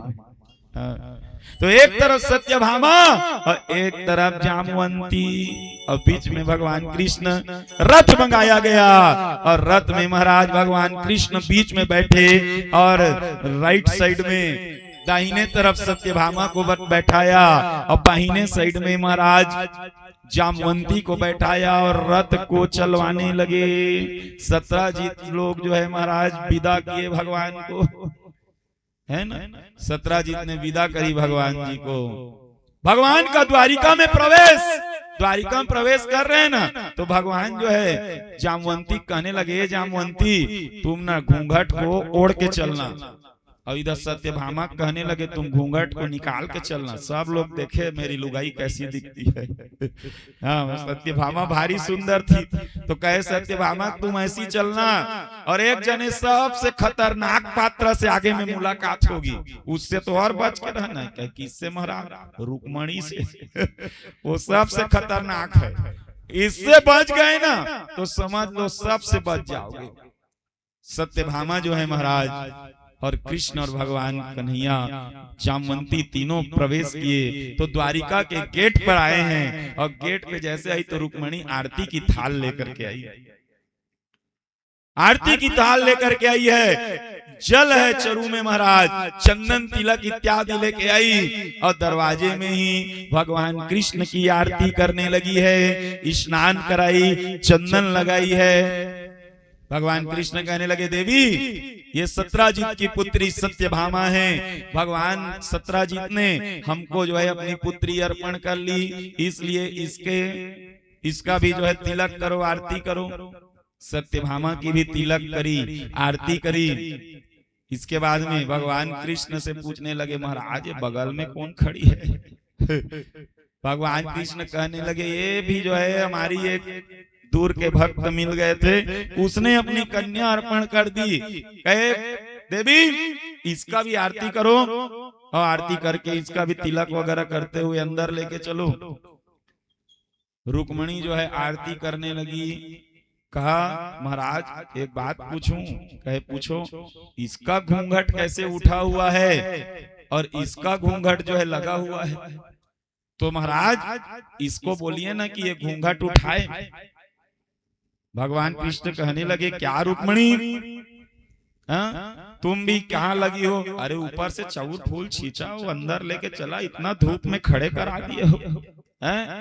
इसको अंदर लेके चलो देवी। जितना पूछताछ जितना देखना है ना सब अंदर में करना, यहाँ मत करो, इतना धूप लग रहा है, बाहर में खड़े करा दिए हो। रुक्मणी कहने लगी जब तक मैं इसका मुंह नहीं देखूंगी तब तक अंदर नहीं जाने दूंगी। सुनो रुक्मणी बात ऐसा है, ये मुंह क्यों ढकी है तुमको पता है? राज की बात है भैया, बताऊंगा, अगर बोलोगी तो बताऊं। कहे बताओ तो क्यों ढकी है ये मुंह को? तो सुनो रुक्मणी, ये ना तुमसे ज्यादा सुंदर है। मैंने इसको बता दिया था कि थोड़ी रुक्मणी जो है कम सुंदर है, तो सत्यभामा तो अपना मुख को खोल करके आई है, लेकिन ना ये बेचारी ना तुम्हारा बहुत सम्मान करना चाहती है, इसीलिए इसने ना घूंघट नहीं उठाया है। तुम भी क्या बात करती हो? चलो अंदर लेके चलो। बेचारी इतना सम्मान कर रही है फिर भी तुम समझती नहीं हो। ऐसा तो एक काम करो, अब तो और नहीं जाने दूंगी मैं अंदर। हाँ अभी तक तो जाने दे दिए रहती, लेकिन अब और नहीं जाने दूंगी। अब तो मैं देखूंगी ये कितना सुंदर है उसको। भगवान कृष्ण कहने लगे थोड़ा मामला और बिगड़ गया लग रहा है। इधर कहने लगे किसको? जामवंती, जामवंती जब तक ना बोलूं घूंघट मत उठाना तू। इससे बच के रहना है। गांव भर से बचते हुए आए हैं हम लोग, इससे बस और बचना है। रुक्मणी जो है कहने लगी है जामवंती चल अपना घूंघट उठा, अपना चेहरा दिखा, जल्दी जल्दी कर भैया, मुझे मुंह देखना है, मुंह दिखाई देना है, तिलक करना है, चल उठा। जामवंती कुछ नहीं बोली। भगवान से कहने लगी रुक्मणी कैसे महाराज इसको बोलना आता है कि नहीं? गूंगी वगैरह तो नहीं है? क्या बात करती है प्रिय, जिस समय बोलनी आएगी ना तुमसे ज्यादा मीठी वाणी बोलती है, इसीलिए तो चुप है। तुम्हारा सम्मान कर रही है, मैं बता रहा हूं ना। तुम तो कितना कड़वी कड़वी बात कर रही हो, मुझे तो एक पसंद नहीं आ रहा। लेकिन क्या करूं, इसकी बातें सुनोगी ना तो आनंद से भर जाओगी, इतनी मीठी है, इसीलिए बोल रहा हूं अंदर लेके चलो। रुक्मणी नहीं मानी, बार बार कहने लगी ए जामवंती चल घूंघट उठा, घूंघट उठा, घूंघट उठा, नहीं उठाया। रुक्मणी गुस्से में आ गई महाराज, क्रोध में आने लगी और जल उठा लिया। ए जामवंती सीधे सीधे घूंघट उठा, नहीं तो फिर मुझसे बुरा कोई नहीं होगा। कहे सीधा सीधा घूंघट उठा दे भैया।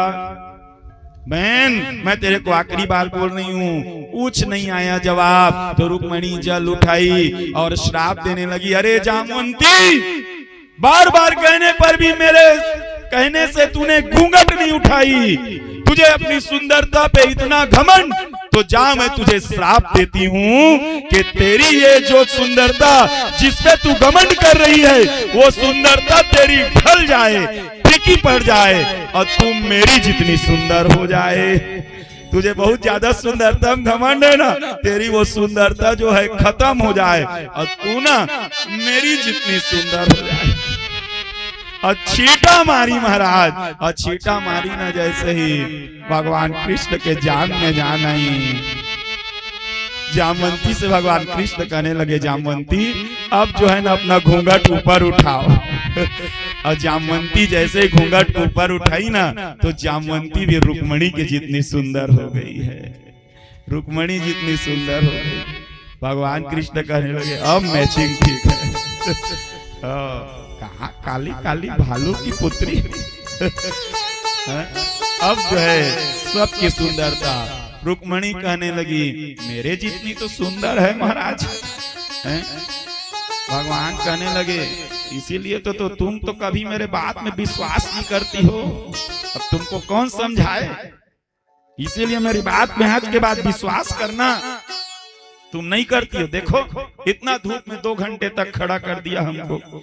आगे जाकर के सज्जन वृंद सत्यभामा और रुक्मिणी और जामवंती, महाराज रुक्मिणी का जामवंती सत्यभामा को लेकर के अंदर जाना, और सविधि भगवान श्री कृष्ण ने सत्यभामा और जामवंती दोनों के साथ एक साथ पानी ग्रहण किया है।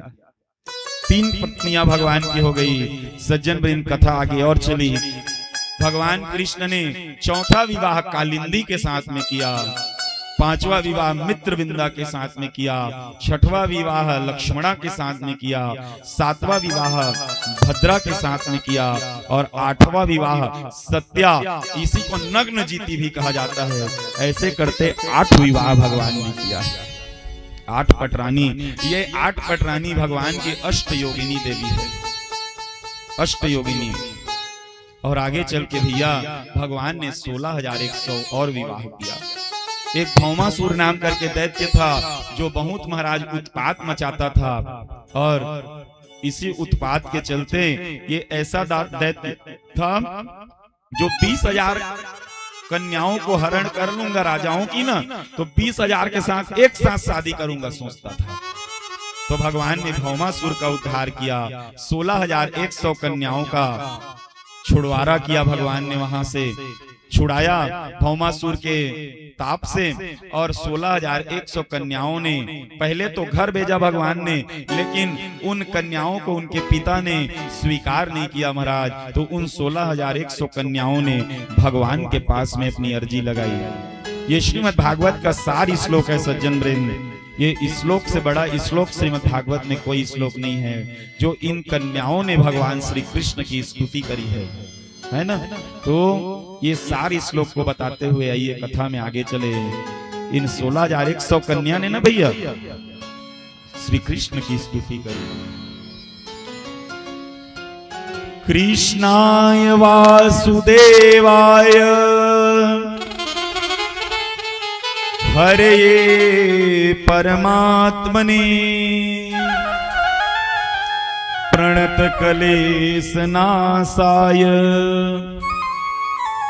गोविंदाय नमो नमः। 16,100 कन्याओं ने स्तुति करी। ये श्रीमद् भागवत का सार मंत्र है, और इस मंत्र के जरिए भगवान ने 16,100 कन्याओं को स्वीकारा, विवाह किया। अब कितनी शादियां हो गई भगवान की? 16,108। आगे चल करके भगवान के यहाँ पुत्रों का जन्म लेना, तो एक एक रानी से ना भैया श्री कृष्ण भगवान के एक एक रानी से 10 पुत्र हुए भगवान को, और उन 10 पुत्रों में से एक एक पुत्र से 10 पुत्र हुए।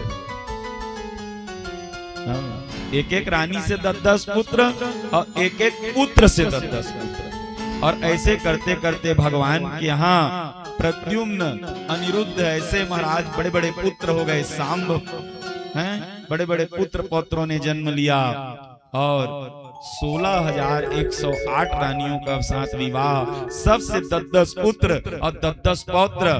भगवान श्री कृष्ण की जनसंख्या जो है 56 करोड़ हो गई। इकर नहीं है, 56 करोड़, हमारे देश के आधा 56 करोड़ यदुवंशियों की संख्या। आगे चलकर के सज्जन बिन एक नृग उपाख्यान है, भगवान का राजस्व यज्ञ है। आइए, आज थोड़ा दिवाली है, हमको कथा भी जो है जल्दी थोड़ा विश्राम करना है, इसलिए हम अब की कथा एक भजन पश्चात सीधा सुदामा चरित्र की प्रारंभ करेंगे। सुदामा चरित्र का जितना मूल अंश है उसको लेते हुए आज कथा विश्राम करेंगे। तो आइए एक भजन और कथा आगे लेकर के चलेंगे। प्रेम से बोलिए कृष्णचंद्र भगवान की जय हो। बोले बांके बिहारी लाल की जय।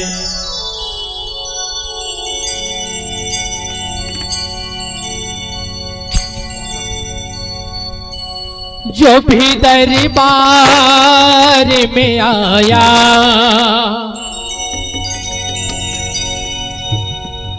ओ अब तुम्हारा है, तू ही माझे तू ही साथी, तू अब सहारा है।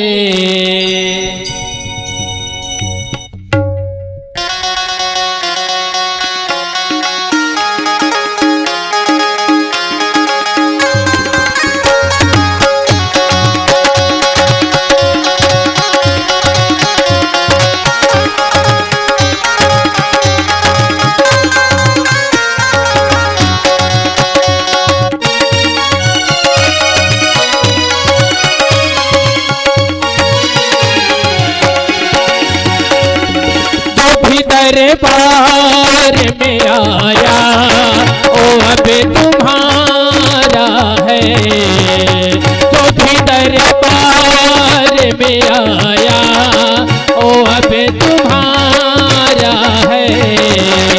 तू ही माझे तू ही साथी, तू अब सहारा है। तू ही माझे तू ही साथी, तू अब सहारा है। जो भी दरबार में आया ओ अब तुम्हारा है।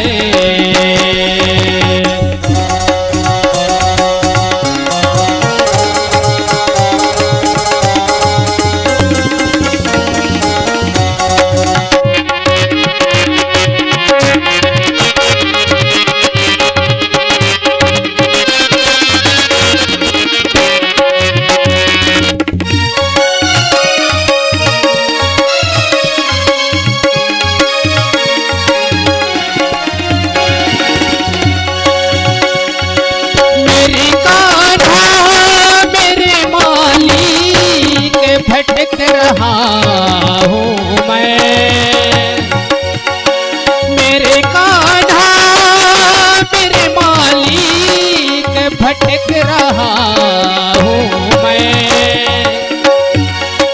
मुझको मालूम नहीं कैसे और कहाँ हूँ मैं,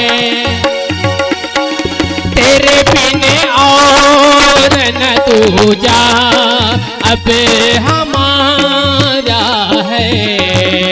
जो भी दरबार में आया ओ अब तुम्हारा है। तू ही माझे तू ही साथी, तू अब सहारा है। तू ही माझे तू ही साथी, तू अब सहारा है। जो भी दरबार में आया ओ अब तुम्हारा है।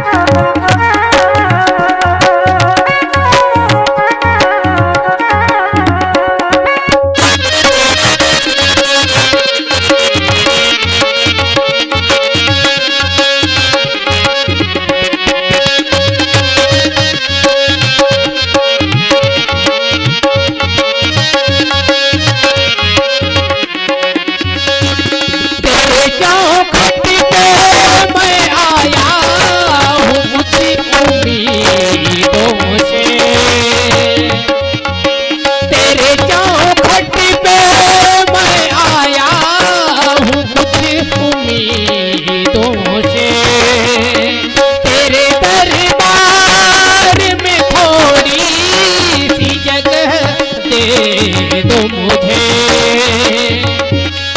सारी दुनिया में कभी भी ना गुजारा है। कभी दरबार में आया ओ अब तुम्हारा है। तू ही माझे तू ही साथी, तू अब सहारा है। तू ही माझे तू ही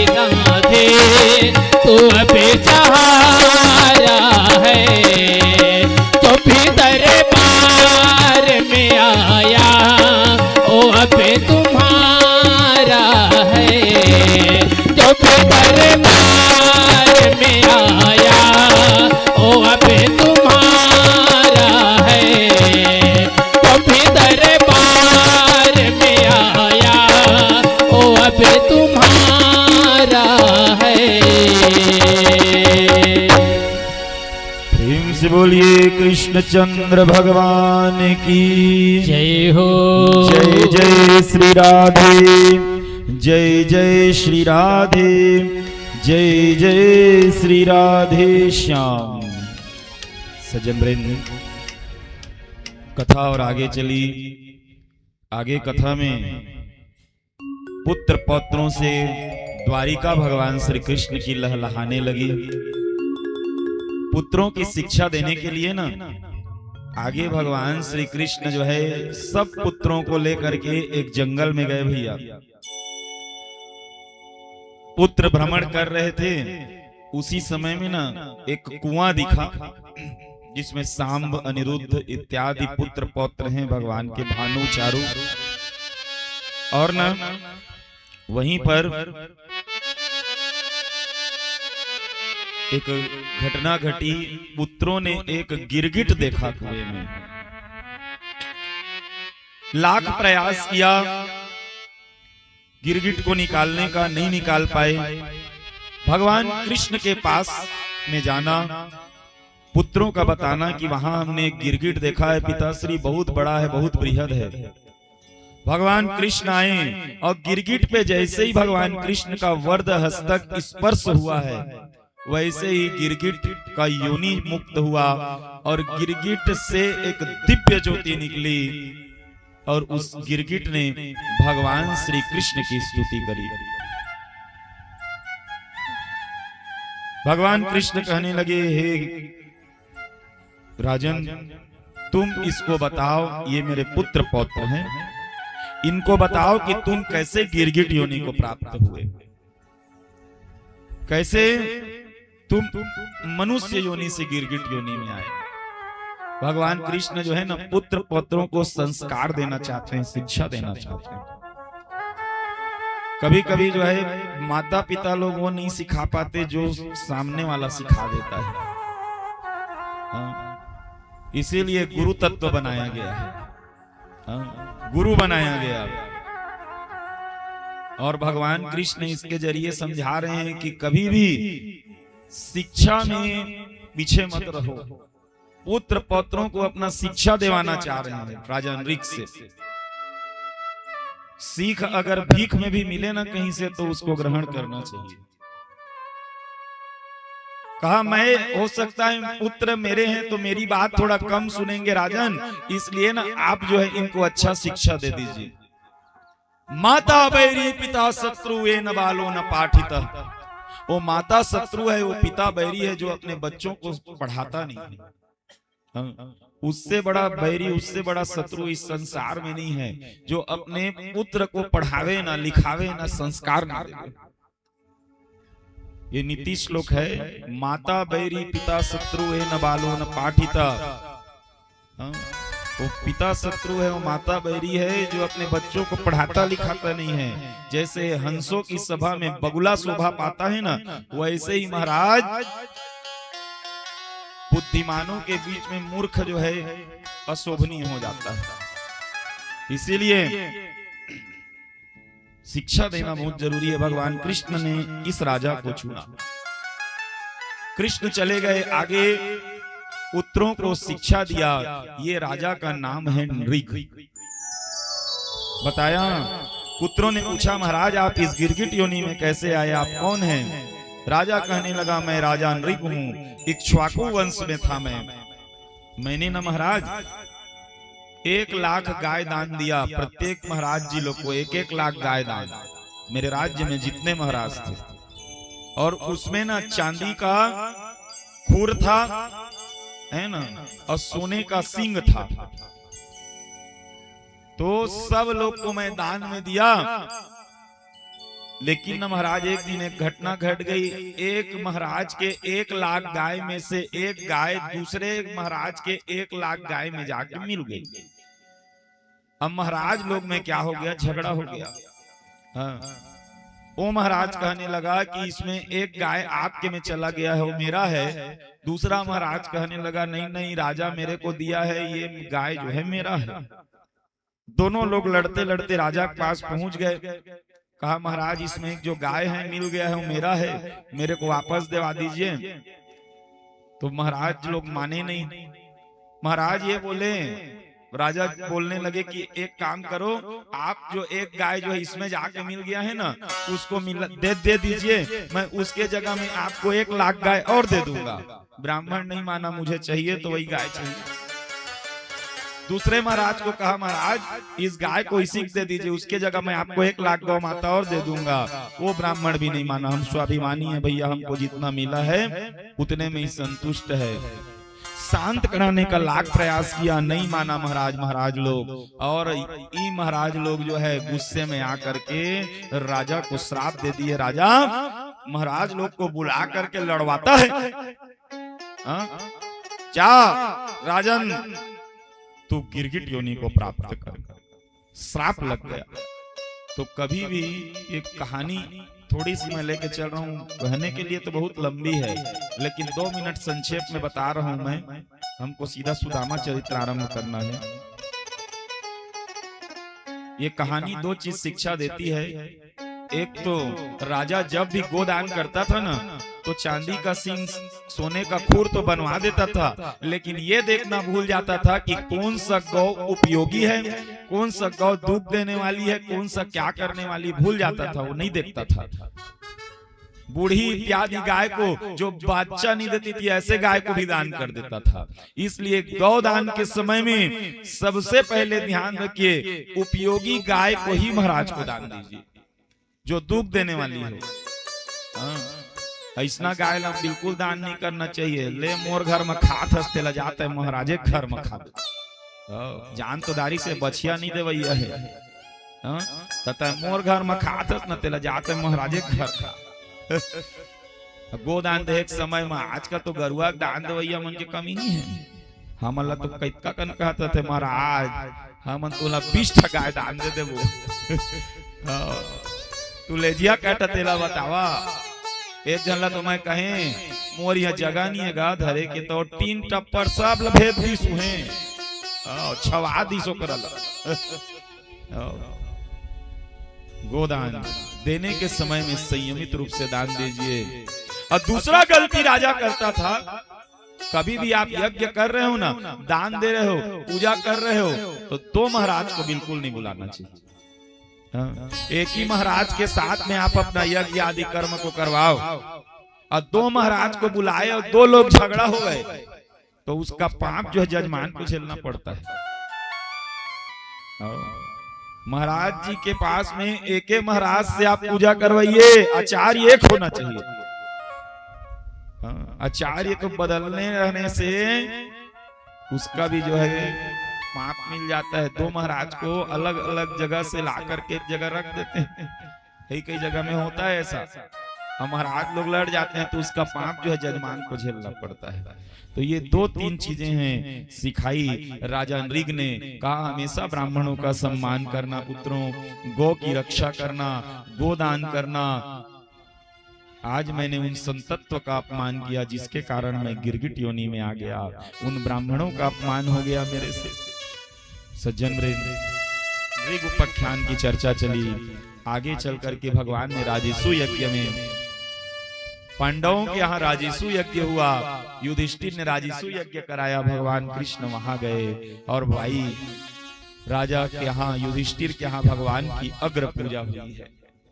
सबसे आगे पूजा भगवान कृष्ण की, और अग्र पूजा हुआ। शिशुपाल आया, भगवान को गालियां देने लगा। महाराज भगवान जो है बोले थे बुआ को कि 100 गलती तक माफ करूंगा, और जैसे ही 100वां गलती हुआ, 100वां गाली कृष्ण को जैसे ही शिशुपाल ने दिया, चक्र उठाया और भरी सभा में शिशुपाल का भगवान ने संहार किया है।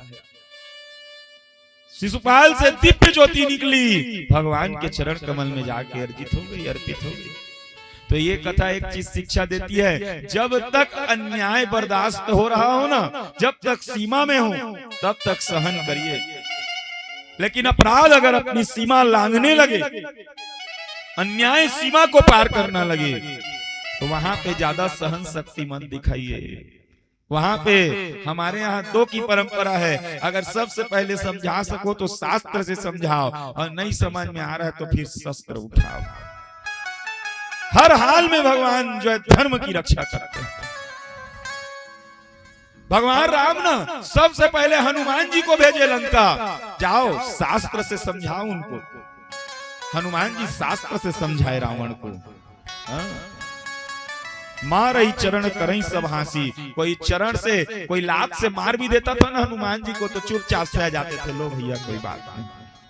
जब शास्त्र से काम नहीं बना तो भगवान राम ने शस्त्र रूपी अंगद को भेजा। अंगद जो है ना, जब रावण की सभा में गया, हनुमान जी जो है एक बोलते थे तो रावण जो है दो बोलता था, और जब अंगद गया ना तो अंगद दो बोलता था तो रावण एक बोलता था। तो कहने का अर्थ है जब शास्त्र से काम नहीं बना ना तो शस्त्र की भी परंपरा है। सज्जन भगवान कृष्ण ने राजसु यज्ञ संपन्न कराया, समय आया, भगवान द्वारिकापुरी में रहने लगे, शाल्व पौंड्रक आदि का उद्धार किया भगवान ने। अब भगवान की एक भक्त की कथा आई। सज्जन ये सुदामा चरित्र की कथा है। तो आइए सुदामा जी की कथा में प्रवेश करें। बहुत मार्मिक प्रसंग सुदामा चरित्र की है। थोड़ी थोड़ी मुख्य मुख्य बिंदुओं को लेते हुए आज की कथा जो है हम विश्राम करेंगे। अभी की बहुत प्यारी कथा सुदामा चरित्र की है। सुदामा का अर्थ ही क्या होता है? हम लोग तो सुदामा को क्या क्या नहीं बोल देते, दरिद्र, गरीब, क्या क्या नहीं बोलते हैं, लेकिन सुदामा का अर्थ क्या होता है? सु का मतलब होता है सुंदर, और दाम का मतलब होता है देना। जो भगवान में ना सुंदर से सुंदर दाम देना जानता है। दान नहीं, अब दान नहीं है आपके पास कोई बात नहीं, दान को छोड़िए और दाम में आ जाइए। भगवान को जो सुंदर से सुंदर दाम देना जानता हो वही जो है महाराज सुदामा है। और क्या है, क्या ऐसा सुंदर दाम है जो भगवान को हम दे सके? ऐसा कौन सा दाम है? श्री रामचरितमानस कहती है, कामही नारी प्यारी जिमी, अलोभहि प्रिय जिमी दाम, अतिमि रघुनाथ निरंतर,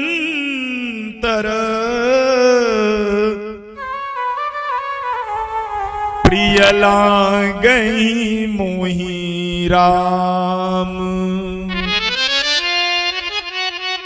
कामही नारी प्यारी जिमी, लोभहि प्रिय जिमी दाम। जिस प्रकार कामी व्यक्ति काम से प्रेम करता है, लोभी व्यक्ति धन से प्रेम करता है। जिस प्रकार पुरुषार्थी व्यक्ति पुरुषार्थ से प्रेम करता है, उसी प्रकार हे भगवान हम आपके नाम से प्रेम करते हैं। जिस प्रकार महाराज जो भगवान के नाम को ही भगवान को दाम में देता है वही भगवान का सच्चा भक्त है। वही सुदामा है जो भगवान के नाम को दान में देता है। सुदामा के पास कुछ नहीं है भैया, एक कौड़ी नहीं है। ऐसा गरीब हुआ, ऐसी निर्धनता है सुदामा घर में, जो कढ़ाई है फूटा हुआ है, चूल्हा है आधा फूटा हुआ है। महाराज वस्त्र पता नहीं कब जमाने से पहने हैं, याद नहीं है। आंखों में झुर्रियां हैं, केस पक गए हैं। महाराज दुपट्टा फटा हुआ है, घर में तवा है फूटा हुआ है, प्लेट है, एक दो प्लेट है, उसी में सब लोग भोजन करते हैं। मिट्टी का घड़ा है। महाराज ऐसे करते करते कुछ पात्र रखे हुए हैं। निर्धनता है, गरीबी है, कई दिनों से खाना भी नहीं मिलता है महाराज, फिर भी जीवन चल रहा है। किसके भरोसे? भगवान के नाम के भरोसे। भगवान के केवल और केवल नाम के सहारे पूरी दुनिया चल रही है।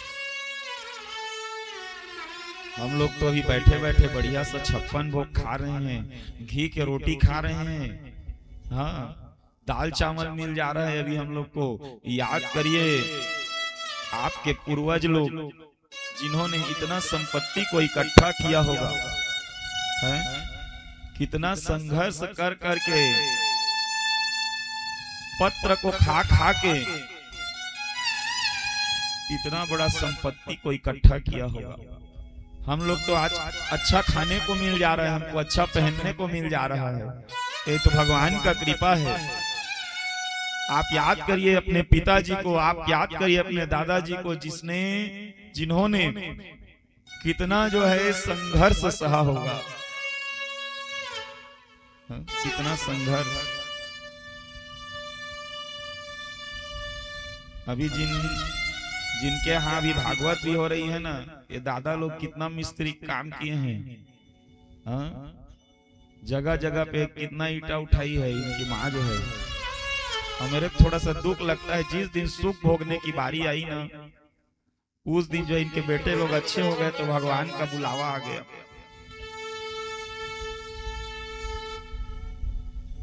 कितना संघर्ष करके जो है धन जुड़ता है। इस दुनिया में ना सबसे बड़ी बीमारी है ना, तो वो गरीबी की बीमारी है। जिसने ना निर्धनता का दुख झेला हो अपने जीवन में, जिसने गरीबी का दुख झेला हो ना, वही जान सकता है ये क्या होता है। हम लोग तो आज फिर भी अच्छी जिंदगी जी रहे हैं। हम लोग थोड़ा सा पंखा नहीं चलता है तो व्याकुल हो जाते हैं, थोड़ा सा लाइट बंद होता है तो हम लोग का पसीना निकलने लग जाता है, व्याकुल हो जाते हैं। उसको याद करिए जो है बिना पंखे में दिन भर काम करता रहा होगा और हमारा पेट पाला होगा जिस समय में। बहुत संघर्ष के बाद में धन जुड़ता है। कल ही भैया बता रहे थे ना कि मोर माँ है ना महाराज, पैसा लाना फेकली में करके हमारा पता नहीं चले दी सत्का कन पैसा जोड़ी 55-57 हजार निकली, कब जमाना पैसा धरत रही सदा है कि नहीं। आदमी जो है ना, ये मातृत्व सुख है। गरीबी जो है, निर्धनता क्या से क्या नहीं कराती। कुछ जोड़ा हुआ चीज है जो आज हम लोग को काम आ रहा है। पूरब की कमाई हमने पश्चिम में बैठ खाई है, आगरे की खेप हमने कभी न चलाई है। दिल्ली के दलालों ने सौदा बिगाड़ दी, ना पटियाले की पेट में जगहधारी जगह न तो पाई है। हम लोग जो खा रहे हैं ना अभी, ये सब पूरब जन्म की कमाई है। अभी पूर्व में हमारे दादा परदादा लोग छोड़ के गए हैं ना, माता पिता लोग वही कमा रहे हैं, वही खा रहे हैं।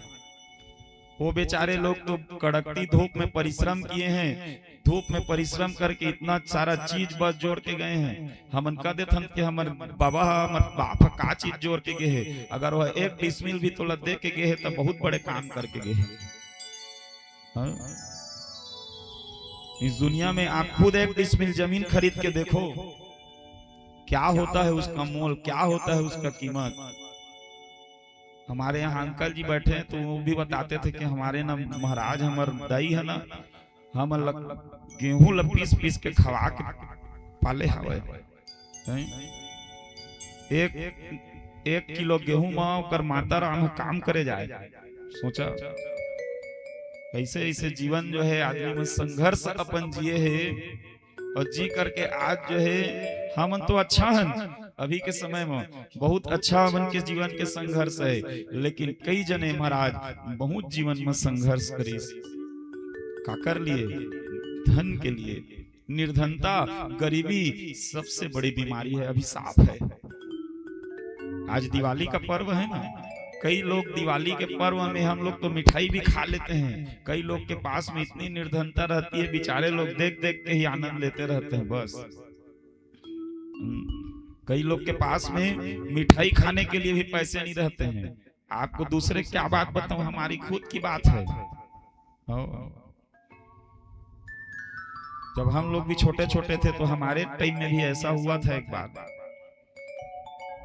तो सबसे बड़ी है गरीबी, लेकिन इस गरीबी को आने पर भी, निर्धनता के आने पर भी कोई राम के धन को नहीं छोड़ता, कोई कृष्ण रूपी धन को नहीं छोड़ता है ना। वही जो है सच्चे मायने में सुदामा होता है, वही सच्चे मायने में भगवान का भक्त होता है। कठिन समय आए ना, तो कठिन समय आने पर भी महाराज आसरा न छोड़िए। जो इस जगत से आसरा रखता है वो दुख पाता है। अगर आसरा रखना ही है तो 2 से रखिए, या तो गुरु से रखिए या तो गोविंद से रखिए। बाकी तो सब जो है दुख पाता है जो इस जगत से आसरा रखने वाला होता है। ये सब जितना जगत है ना, ये संसार है, सब सुख के साथी है, दुख में कोई नहीं है।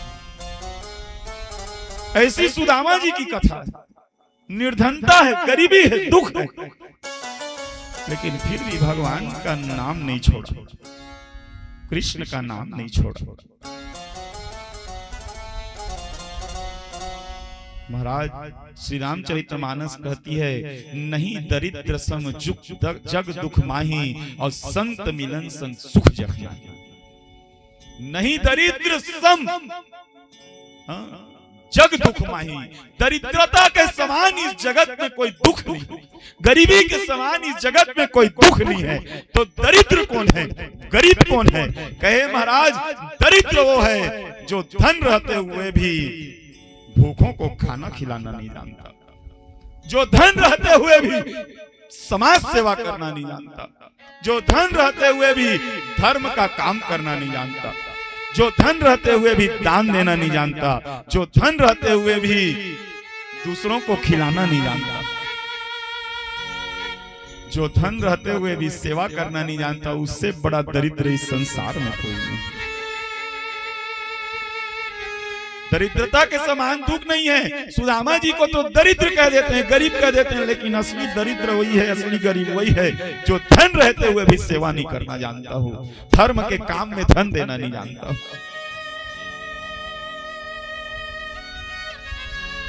महाराज सुदामा जी महाराज जो है ना, कई लोग ने, गाने वाले ने यहाँ तक गा दिया, देखो सुदामा गरीब आ गया। भैया गरीब क्यों? अरे जो भगवान श्री कृष्ण जैसे का दर्शन किया हो, उससे बड़ा अमीर इस विश्व में कोई नहीं है, इस विश्व में कोई नहीं। गरीबी आए महाराज, उस गरीबी में अगर किसी को भगवान नाम याद आ रहा हो, उससे अमीर कोई इस संसार में कोई नहीं। इसीलिए सुदामा जी के आत्मा को ना शांत आत्मा नहीं कहा, प्रशांत आत्मा कहा। हम लोग को थोड़ा सा दुख आता है ना तो भगवान को भूल जाते हैं, लेकिन बड़े से बड़ा दुख आया, सुदामा जी ने भगवान को नहीं भूला, कृष्ण को नहीं भूला, राम को नहीं भूला। महाराज ऐसी सुदामा की पावन कथा है। ये योग भ्रष्टि जीव है, योग भ्रष्टि। आइए ऐसी पावन कथा के मुख्य बिंदुओं को लेते हुए महाराज याद करिए हमारी पुरानी स्थिति कैसी थी और हमारी अब की स्थिति कैसी है। जिस दिन आपको अपनी पुरानी स्थिति याद आएगी ना, तो समझ लीजिए आप सुदामा जी को बारीकी से समझ जाएंगे। हम आज तो बहुत अच्छे हैं, अच्छा पहन रहे हैं, अच्छा खा रहे हैं, अच्छा ओढ़ रहे हैं, लेकिन एक स्थिति जब हम अपने भूत को देखते हैं तब हमें याद आता है कि हम कैसे थे और आज कैसे हैं। और ये दुनिया की परंपरा है भैया, सुख में 10 लोग आपको पूछने वाले रहेंगे, लेकिन दुख में ना आपको कोई बैठ कहने वाला नहीं रहेगा, क्योंकि सुख के सब साथी और दुख में कोई नहीं। दुख में केवल और केवल एक ही है, वो है ईश्वर का नाम। सुख के सब साथी, दुख में न कोई।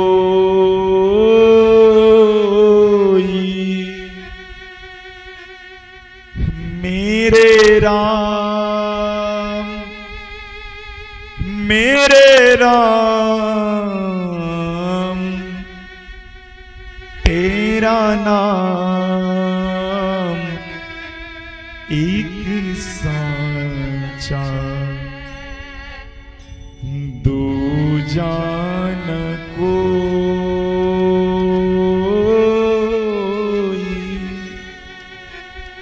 सुख के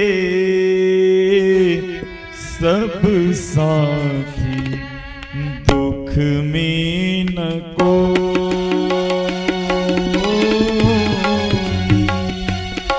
सुख के सब साथी, दुख में न कोई।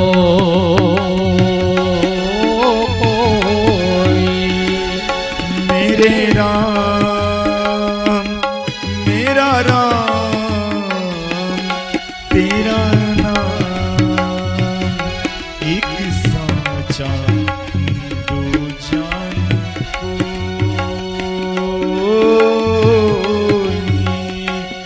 मेरे राम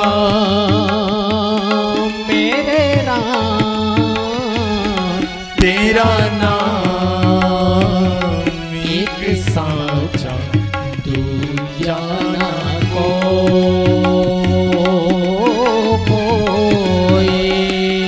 सुख के सब साथी दुख में न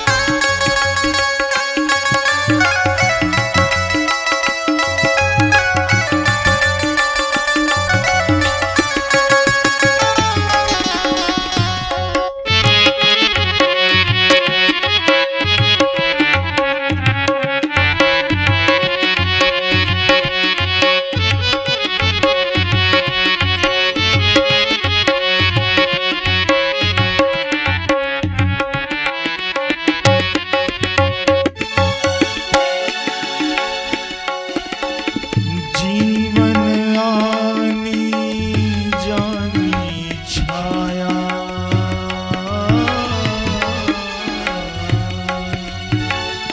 जीवन आनी जानी छाया।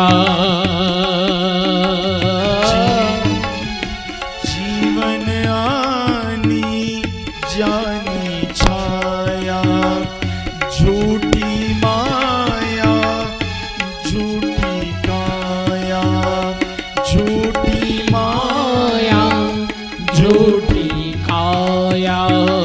फिर काहे को सारी उमरिया फिर काहे को सारी उमरिया पाप की गठरी बोई सुख के सब साथी दुख में न कोई। मेरे मेरे राम तेरा नाम एक साचा दूजा न कोई। मेरे राम तेरा नाम एक साचा दूजा न कोई।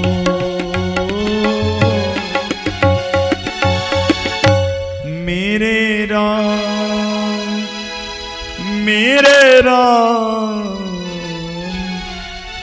तेरा नाम एक साचा दूजा न कोई।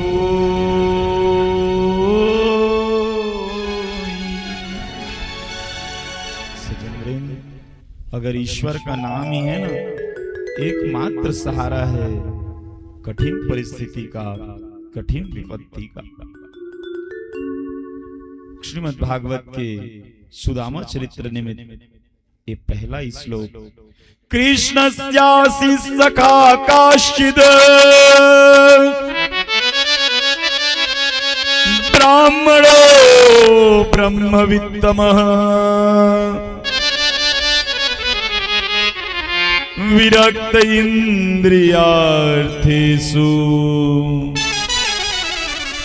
प्रशांतात्मा जितेंद्रिय। कृष्णस्यासि सखा काश्चित, भगवान श्री कृष्ण का एक मित्र हुआ और वो ब्राह्मण हुआ। अब ब्राह्मण कैसा हुआ? ब्राह्मणों ब्रह्मवित्तमा, ब्रह्म को जानने वाला हुआ। अब जो ब्रह्म को जानने वाला है वो कभी कभी गरीब हो सकता है, कभी दरिद्र हो सकता है? नहीं भैया। विरक्त इंद्रियार्थेषु, इंद्रियों ने काम करना बंद कर दिया, कान कम सुना रहे हैं, आंख कम दिख रहे हैं, लेकिन प्रशांत आत्मा, शांत नहीं लिखा, प्रशांत लिखा। शांत और प्रशांत क्यों कहते हैं? शांत आत्मा, छोटी सी विपत्ति आता है ना, हमको कठिन समय आता है ना, तो हम लोग अपना ध्यान भूल देते हैं, हम भगवान को छोड़ देते हैं। यहां तक के हम कठिन परिस्थिति आने पर, विपत्ति आने पर महाराज धर्म तक को छोड़ देते हैं, धर्म परिवर्तन कर देते हैं, भगवान के नाम को भूल जाते हैं। लेकिन ये शांत आत्मा है। शांत आत्मा इसीलिए नहीं लिखा गया कि कठिन परिस्थिति आने पर ये शांत आत्मा लोग ना भगवान को छोड़ देते हैं, और प्रशांत आत्मा लिखा गया कठिन विपत्ति परिस्थिति में भी भगवान के नाम को नहीं छोड़ा। भैया सुदामा जी महाराज ने जंजीर के जैसे पकड़े रहे। भैया इस संसार में अगर आपके पास में, अगर भव सागर में डूब रहे हो, सागर में डूब रहे हो ना, तो अगर आपके हाथ में जंजीर आ गई तो पकड़ लीजिए, अगर जंजीर पकड़ में नहीं आई तो वो संसार सागर जो है आपको उबारेगा नहीं, कभी डुबा के मार डालेगा। इसलिए जंजीर पकड़ना जरूरी है। ये जंजीर क्या है? ये जंजीर है राम रूपी जंजीर, कृष्ण रूपी जंजीर। महाराज आज इनका परिवार है, 4 बच्चे हैं। एक दिन इसकी पत्नी सुशीला सुदामा को कहने लगी, कहे सुनो पतिदेव, अगर कल तक ना हमारे इस छोटे पुत्र को खाने को नहीं मिलेगा ना, तो हमारा ये पुत्र मृत्यु को प्राप्त हो जाएगा, ये नहीं बच पाएगा। 4 दिन तो मैं इसको पानी पिला पिला करके जीवित रखी हूं, लेकिन अगर कल इसके पेट में अन्न का कण नहीं गया ना, तो महाराज हो सकता है हमको इसके मरने पे रोना पड़ जावे, ये ना जी पावे। कैसे भी करके व्यवस्था करिए महाराज, नहीं तो हम अपने छोटे पुत्र को खो देंगे। सुदामा जी कहने लगे, सुशीले तू क्या बात करती है? इस संसार में मारना, मिटाना, पालना सब उसका हाथ में है, ऊपर वाले के हाथ में है। जिसको मारना चाहता है मार डालता है, जिसको बचाना चाहता है बचा लेता है। ये सुशीला, उसको रखना रहेगा रख देगा, उसको ले जाना रहेगा ले जाएगा। अरे वो 1000 हाथ वाला है, वो जब देने पे आता है ना सुशीला, तो ऐसा देता है कि तू कहां तक ले पाएगी। और जब वो 1000 हाथ से लेता है ना, तो तू ऐसा लेता है 1000 हाथ से, ये सुशीला तू कहां तक के रख पाएगी। वो देने वाला भी है, वो लेने वाला भी है। वो देता ठीक वैसे है जैसे नारियल में पानी। नारियल देखे है ना, नारियल का फल तो दिखता है, लेकिन पता नहीं चलता कि उसमें पानी कहां से आ गया। और वो लेता ठीक ऐसे ही है जैसे ना हाथी जो है ना कैद के फल को खाता है ना, तो कैद के अंदर का गूदा हाथी खा लेता है, लेकिन कैद का छिलका जो है साबुत निकल जाता है मल द्वार से। तो ठीक देता भी वैसे है और लेता भी वैसे, पता नहीं चलता किसी को। तो सुशीले तू सब भगवान पे सौंप, तू उस पर चिंता छोड़ दे, उसको लेना रहेगा रख देगा, ले जाना रहेगा ले जाएगा, रखना रहेगा रख देगा। सुशीला चुप हो गई।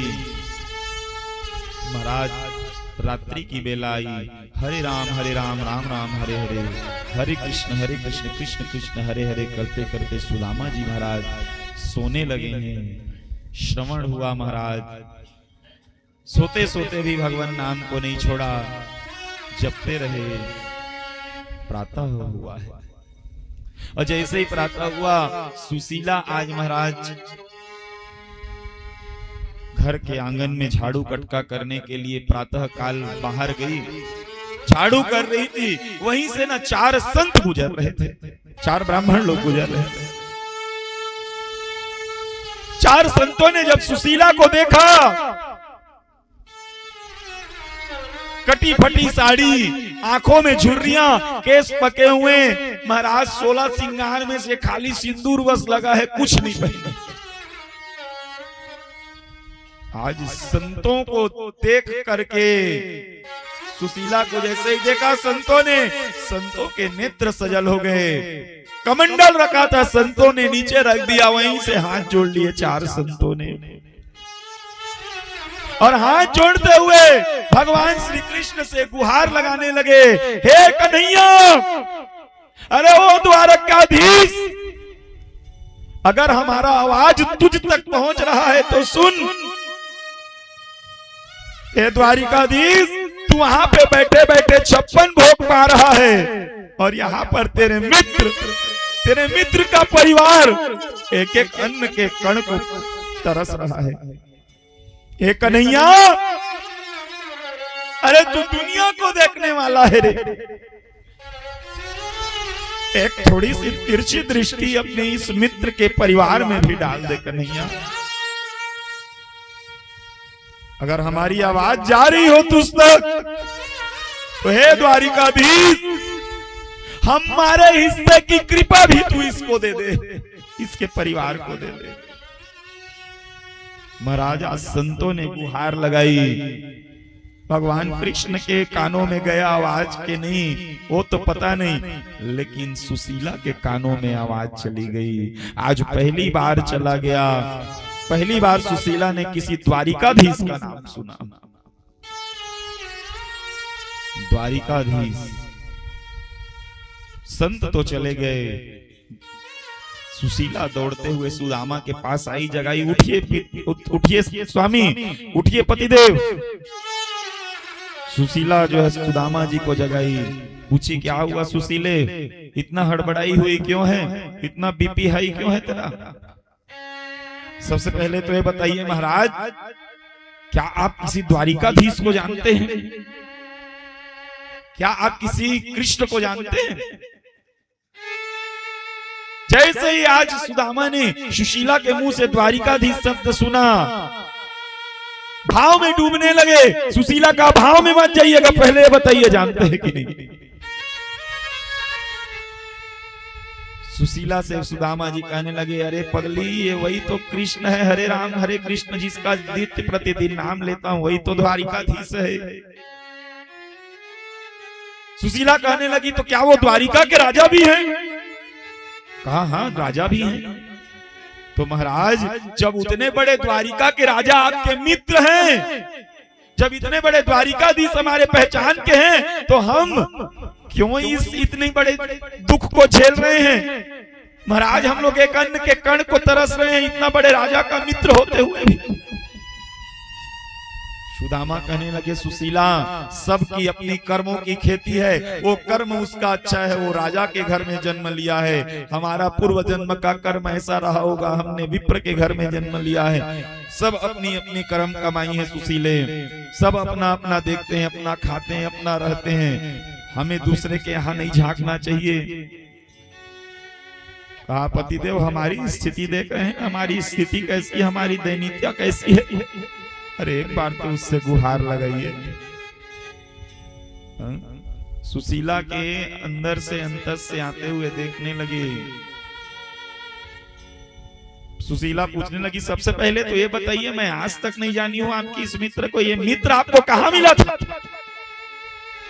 कहा, महाराज, ये मित्र मिला था मुझे गुरुकुल में।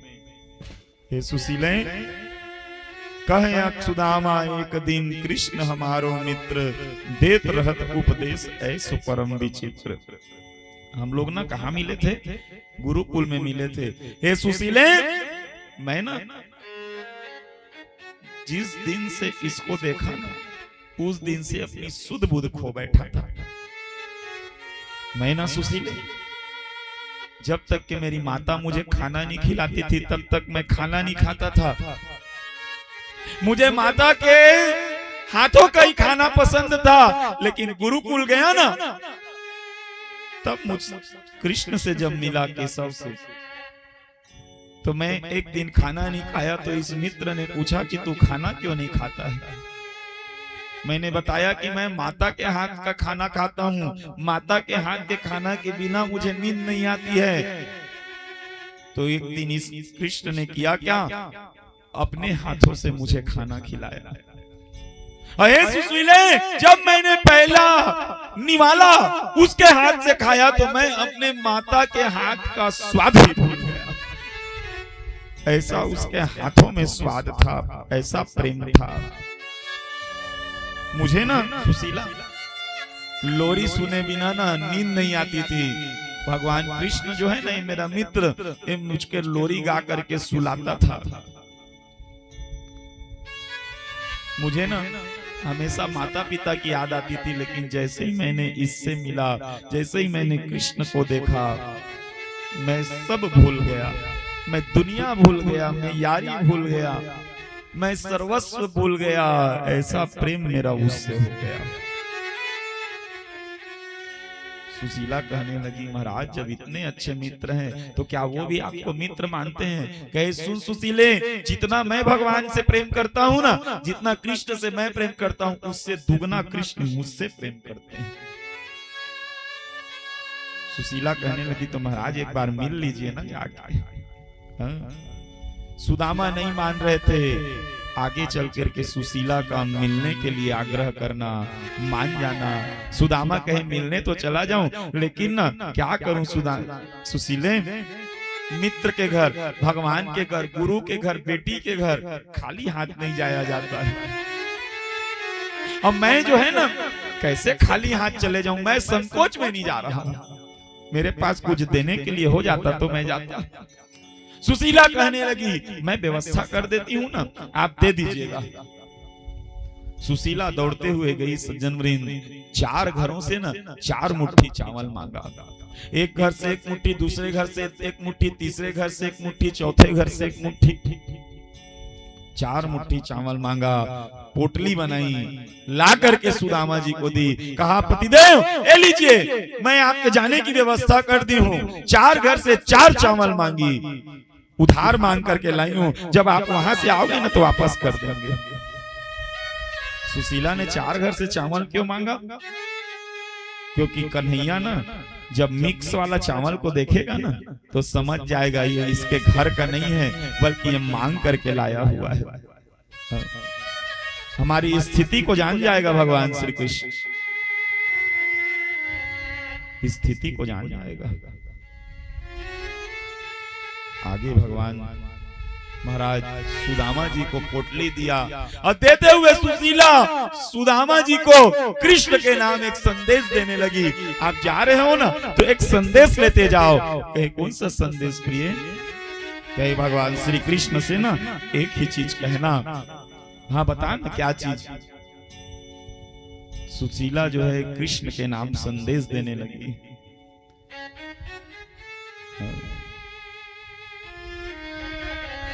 कहा, महाराज भगवान श्री कृष्ण से जाकर के कहना, हरे कमाह 2 पाख में, अरे 2 एकादशी होए, 1 माह 2 पाख में, अरे 2 एकादशी होए, मेरो घर गोपाल जी नित्य एकादशी होए। महाराज 1 महीने में तो लोगों के घर में 2 ठो एकादशी आती है। मैंने ऐसा क्या अपराध किया है, ऐसा क्या पाप किया है कि एकादशी ने मेरे घर में डेरा ही डाल दिया है? मेरे घर में नित्य प्रतिदिन एकादशी हो रहा है, मैंने ऐसा क्या अपराध किया? सुशीला से सुदामा जी कहने लगे, पगली तू रो मत। सज्जन वृंद, आगे सुदामा का निकलना, पांव में पन्ही नहीं है भैया, कांटे लगना, कांटा लगने लगा सुदामा जी महाराज को, कांटे चुभने लगा। एक कांटा चुभा, सुदामा जी निकाल दिए, दूसरा कांटा चुभा, निकाल दिए, तीसरा कांटा चुभा। कहा, बस कन्हैया, तुझे जितना कांटे बिखेरना है बिखेर दे रास्ते में, अब तो मैं कांटे मैं नहीं निकालूंगा, अब कांटे मैं तुझसे निकलवाऊंगा। ये कांटे क्या के हैं? ये कांटे हैं विपत्ति के कांटे।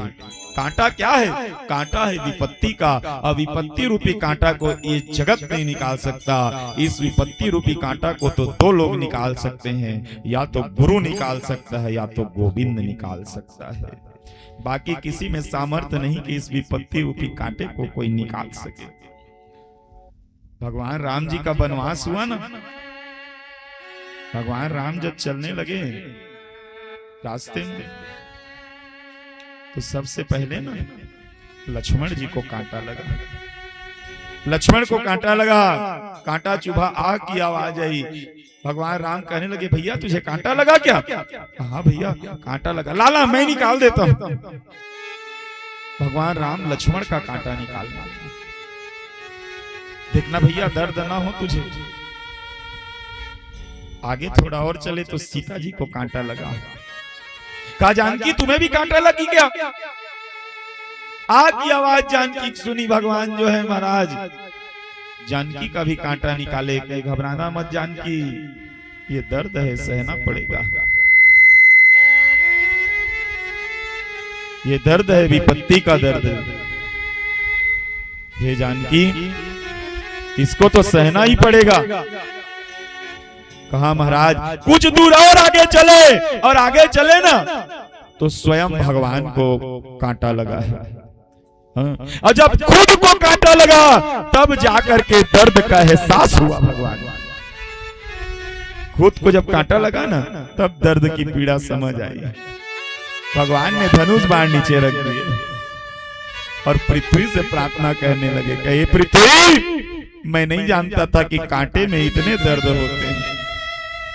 हे पृथ्वी जब लक्ष्मण को कांटा लगा मैं चुप रह गया, सीता को कांटा लगा मैं चुप रह गया, मुझे खुद को कांटा लगा मैं चुप रह गया। लेकिन हे पृथ्वी पीछे मेरा भरत आ रहा है, पीछे ना मेरा भाई आ रहा है, मेरा भक्त आ रहा है।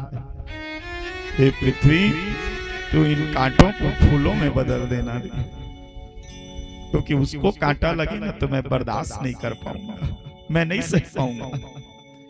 भगवान जो खुद पे कांटा सह सकते लेकिन भक्त पे नहीं। सज्जन वृंद कांटा लगा, मध्य रात्रि हुई और मध्य रात्रि में राम राम कृष्ण कृष्ण राम राम कृष्ण कृष्ण करते करते सुदामा जी सोने लगे। और इधर महाराज रात में ये तो राम राम कृष्ण और कृष्ण कृष्ण का नाम आज द्वारिका के दीवार को चीरती हुई भगवान के कानों में प्रवेश करने लगी। सुदामा जी यहाँ नाम ले रहे हैं लेकिन दीवार चीर डाली द्वारिका का और दीवार को चीरती हुई कानों में प्रवेश करने लगी। राम राम रटते रहो और जब तक घट में प्राण, और कभी तो दीन दयाल के भनक पड़ेंगे कान। इधर सुदामा की नींद पड़ी, उधर सुदामा जी का महाराज भगवान कृष्ण की नींद खुली। योग माया का आना, कहा कल सुबह होते तक मेरा मित्र जो है द्वारिका में होना चाहिए। और महाराज सुबह हुआ, प्रातः कालीन सुदामा जी महाराज द्वारिका के नगरी में प्रवेश किए। कृष्ण का धाम पूछते हुए कृष्ण के नगर में प्रवेश कर गए भगवान, और सीधा द्वारिका का महल दिखा और द्वारिका के महल के अंदर जाने लगे। कई कथाओं में देखे होंगे आपने कि भगवान कृष्ण के द्वारपालों ने सुदामा जी को रोका। भैया ब्राह्मणों का रोका नहीं जाता था, भगवान श्री कृष्ण का सख्त आदेश था कि कोई भी को द्वारपाल ब्राह्मण को आने से भगवान के धाम में रोका नहीं जा सकता है। एक पहले दिवस की कथा में देखे हैं ना, जय विजय ने ब्राह्मणों का रास्ता रोका, श्राप लग गया ब्राह्मणों का, तो भगवान का सख्त आदेश था कि कुछ भी हो जाए ब्राह्मणों को आने से कोई नहीं रोके। और देखते ही देखते सुदामा का अंदर प्रवेश, और महाराज भगवान कृष्ण जो है बालकनी में बैठे थे और वहीं पे सुदामा जी महाराज का आना हुआ। सुदामा ने कृष्ण को देखा, कृष्ण ने सुदामा को देखा, दोनों एक दूसरे से गले मिलने लगी, हृदय से लगाने लगे और महाराज सुदामा जी महाराज और कृष्ण का मिलन हुआ, विप्र और भक्त का मिलन हुआ, भक्त और भगवान का मिलन हुआ महाराज। और दोनों एक दूसरे से मिले, हृदय से लगाया। भगवान ने जो है आसन दिया, रुक्मणी को कहा पानी पर हाथ लेकर के आओ, और महाराज जी ने चरण पखारे सुदामा जी महाराज के। पानी पर हाथ को हाथ लियो नहीं, नैनन के जल से पग धोए, देख सुदामा की दीन दशा, करुणा करके करुणा निधि रोए। महाराज सुदामा जी महाराज के पैर को भगवान ने अपने अश्रु रूपी जल से धोया। और जो कांटे लगे थे ना सुदामा जी के, देखिए कांटे कहाँ पे लगे थे? पांव के भीतर में। जहां दुनिया की नजर नहीं जाती ना, वहां भगवान की नजर चली गई। पांव के नीचे में संसार देख ही नहीं पाता है महाराज। जहां दुनिया की नजर नहीं गई, भगवान की नजर चली गई। अपने दांतों से भगवान ने इन सुदामा जी के नुकीले नुकीले कांटों को निकाला। आगे चल करके नहाने की व्यवस्था भगवान ने करी। स्नानागाह में सुदामा जी को लेकर के गए, अपना वाला वस्त्र सुदामा जी को दिया महाराज जी ने, और वस्त्र देकर के स्नान कराया। 56 भोग की थाली सजाई, 56 भोग भगवान कृष्ण ने सुदामा जी महाराज के लिए आज अर्पित किया। सुदामा जी महाराज आज जैसे ही खाने लगे ना, तब याद आ गया, कुछ वापस रख दिए। भगवान कृष्ण कहने लगे क्या हुआ सुदामा, क्यों नहीं खा रहे हो? तब सुदामा ने करुणा भरी आंखों को से देखते हुए भगवान कृष्ण को कहा, सुनो ना महाराज, मैं यहाँ बैठे बैठे 56 भोग खाऊं और उधर मेरे पत्नी और परिवार वाले लोग भूखे मरे, पता नहीं उन्होंने अन्न का कण खाया होगा कि नहीं। मैं यहाँ बैठे बैठे 56 भोग पाऊं, उधर मेरे पत्नी बच्चे परिवार जो भूखे मरे। नाना महाराज ये 56 भोग आप ही रखिए। भगवान कृष्ण के नेत्र सजल हो गए। आगे आकर के भगवान कृष्ण ने खीर पूरी निकाली और स्वयं हाथ से विप्र को खिलाया। विप्र ने महाराज आज भगवान के हाथ से प्रसाद पाया। आगे चल करके बाल्यकाल की चर्चा हुई। बाल्यकाल कहने का अर्थ है चने वाली चर्चा, है ना। तो कहा सुदामा तुमने मेरी चने खाए थे। भगवान कृष्ण कहने लगे याद है ना, चने खाए थे, गुरु माँ ने दिए थे, तुमने चोरी से। सुदामा कहने लगा वो दृश्य मैं कैसे भूल सकता हूँ केशव, वो चने खाए थे ना, तभी सुबह मैंने जब तुमको बताया कि मैंने तुम्हारे चने खाए थे, तभी तुम्हारे मुंह से निकला था अरे दरिद्री कहीं के, कम से कम मेरे लिए तो थोड़ा सा बचा देता।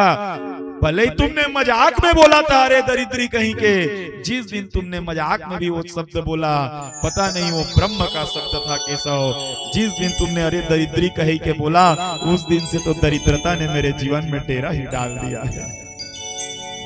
महाराज आगे बाल्यकाल की चर्चा चली। बाल्यकाल की चर्चा करने के बाद में भगवान कृष्ण का विलाप करना, मित्र की स्थिति को देख करके रोना, रुक्मणी के पास में जाना, कहा हे प्रिय, श्यामंतक मणि चुराने का चोरी का कलंक जितना, वो तो बहुत छोटा कलंक है, एक विप्र को मैंने इतना सताया है, इस विप्र को मेरे रहते इतना दुख पाया है, इससे बड़ा कलंक मैं और क्या झेल सकता हूँ कि मेरे रहते तक, मेरे राजा रहते रहते में ये विप्र जो है इतना निर्धनता झेला अपने जीवन में। श्यामंतक मणि के चोरी के भी कलंक से भी बड़ा कलंक मुझे लग गया। विलाप करना, आगे चला करके सुदामा के पास में जाना, कहा भाभी ने महाराज कुछ नहीं भेजा है मेरे लिए। तब मैं पोटली को छिपा रहे थे, लेकिन ये पोटली है भैया भाव की पोटली। भाव को ना आप कहीं पे छिपा के रखो, भगवान की नजर पड़ी जाती है। नजर पड़ गई भगवान की, और वो पोटली को खींचा महाराज, और खींचते ही जैसे खींचे ना, पोटली फट गई, अन्न का कण नीचे गिर गया, और उस अन्न के कण को, एक एक कण को ब्रह्म अपनी 1000 आंखों से देखने लगा। और महाराज सभी कणों को समेटा, और समेटने के बाद में आज पहला मुट्ठी उठाई और पहला मुट्ठी उठा करके जैसे ही उठाई, अतल बीतल सुतल तलातल धरातल महातल रसातल सब तल हिलने लगा महाराज। और एक मुट्ठी भगवान कृष्ण जो है सुदामा का दिया हुआ प्रसाद ग्रहण किया। दूसरी मुट्ठी उठाई और दूसरी मुट्ठी उठा करके भगवान इंद्र का सिंहासन हिलने लगा, ब्रह्म का सिंहासन हिलने लगा, तारा मंडल सौर मंडल इत्यादि मंडल हिलने लगे। दूसरा मुट्ठी भगवान ग्रहण करने लगे, तीसरा मुट्ठी उठाया और तीसरा मुट्ठी उठा करके जब भगवान कृष्ण खाने लगे, रुक्मणी आई रोकने लगी, कहे महाराज ये क्या करने जा रहे हो? विप्र प्रसादात धरणीधरोहम विप्र प्रसादात कमलावरोहम विप्र प्रसादात अजिताजितोहम विप्र प्रसादात मम राम नामम। ये ब्राह्मण का प्रसाद है, इसको आप अकेले नहीं खा सकते महाराज, इसको सब में बंटवाइए। आगे चल करके रुक्मणी का आना रोकना, भगवान श्री कृष्ण कहने लगे एक अन्न के टुकड़े के 1000 टुकड़े करवाओ, लेकिन 16,108 रानियों को ये अन्न खिलवाओ। 16,108 रानियों को प्रसाद खिलाना। सुदामा कृष्ण दोनों मित्र एक दूसरे को आलिंगन करते हुए रोने लगे। भगवान कृष्ण ने पूछा तुम यहाँ आए सुदामा, तो भाभी ने कोई संदेशा नहीं दिया क्या, कुछ बोली नहीं क्या? तो कृष्ण के नाम सुदामा ने वही संदेशा पहुंचाया जो सुशीला ने कहा था। कहा क्या? 1 माह तो पाक में 2 एकादशी होई, अरे मेरो घर गोपाल जी नित्य एकादशी होई। जैसे ही महाराज ये श्लोक गाया, जैसे ही सुदामा जी ने ऐसा कहा, कृष्ण और दर दर दर दर रोने लगे और रोते हुए भगवान कृष्ण सुदामा से कहने लगे अरे होनी सीधी हो गई, अरे अब ऐसी नहीं होए, भाभी तेरे द्वार पे नित्य द्वादशी होए। हे सुदामा, घर में जाना तो भाभी से कहना जितना एकादशी निकलना था उसके जीवन से सब एकादशी निकल गया, अब जीवन में जब भी आएगा तो द्वादशी आएगा, द्वास आएगा, एकादशी नहीं आएगी। रोने लगे भैया। एक दिन रहे, एक दिन रह करके सुदामा जी अगले दिन जाने लगे। भगवान कृष्ण ने अपना दिया हुआ वस्त्र मांगा और सुदामा जी महाराज को विदा किया। तो ये सुदामा जी की कथा है। आगे योग माया को बुलाना और योग माया को बुला करके सुदामा जी को ऐश्वर्य प्राप्ति कराना। सज्जन वृंद, आज समय नहीं है, इसीलिए कथा भी जो है थोड़ा समय शॉर्ट रूप में आपके पास में सुनाया हूँ। वैसे तो किरारी में मेरा खाली सुदामा चरित्र, जांजगीर वाले भैया लोग भी आए हैं, वहां पे भी मेरा सुदामा चरित्र 2-2.5 घंटे का रहता है। और चूंकि समय नहीं है, क्या करें, समय अभाव है। और आज एक तो त्योहार का भी दिन हो गया है, दीपावली, तो सब लोग को अपने अपने घर में दीप भी जलाना है, इसलिए मेरी कथा यही तक। कल हम लोग और ऐश्वर्य प्राप्ति को थोड़ा मैं और बताऊंगा कथा बैठने समय में सुदामा जी का। और कल जो है हमारी कथा विश्राम हो जाएगी, कल चढ़ोतरी का भी कार्यक्रम होगा, तो आप जो है यथाशक्ति कल दान भी जो है यहाँ पे करेंगे, चढ़ोतरी करेंगे। तो अभी की कथा हमारी यहीं तक। और भैया पोटली को लाइए और भजन के चलते तक सुदामा पोटली आप लोग अर्पण करिए, फिर आरती होगी। प्रेम से बोलिए श्री कृष्ण चंद्र भगवान की जय।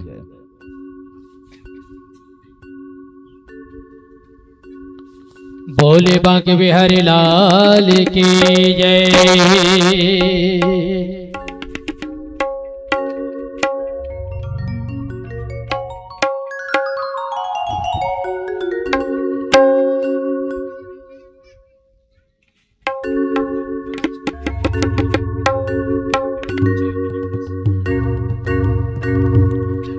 ओ पापी मने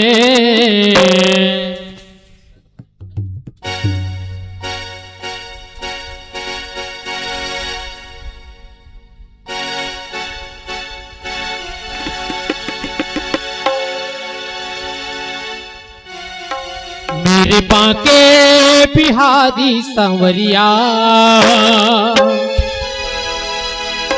तेरा जलवा कहाँ पर नहीं है। प्रेम से बोलिए कृष्णचंद्र महाराज की जय हो।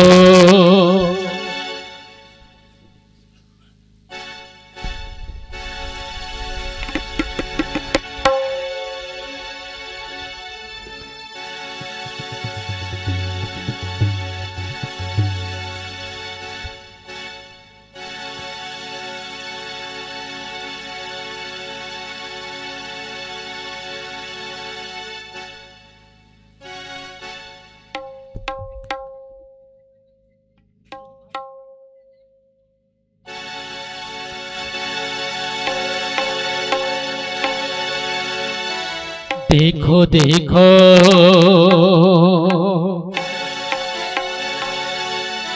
ये गरीबी के हाल, कृष्ण के दर पे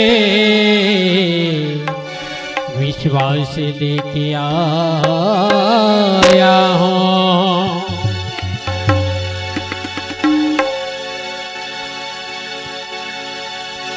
अरे द्वारपालो कन्हैया से कह दो, अरे द्वारपालो कन्हैया से कह दो किधर पे सुदामा करीबा गया है, किधर पे सुदामा करीबा गया है। भटकते भटकते ना जाने कहाँ से, भटकते भटकते न जाने कहाँ से तुम्हारे महल के करीब आ गया है, तुम्हारे महल के करीब आ गया है। अरे द्वारपालो भैया से कह दो, अरे द्वारपालो कन्हैया से कह दो किधर पे सुदामा करीब आ गया है, किधर पे सुदामा करीब आ गया है।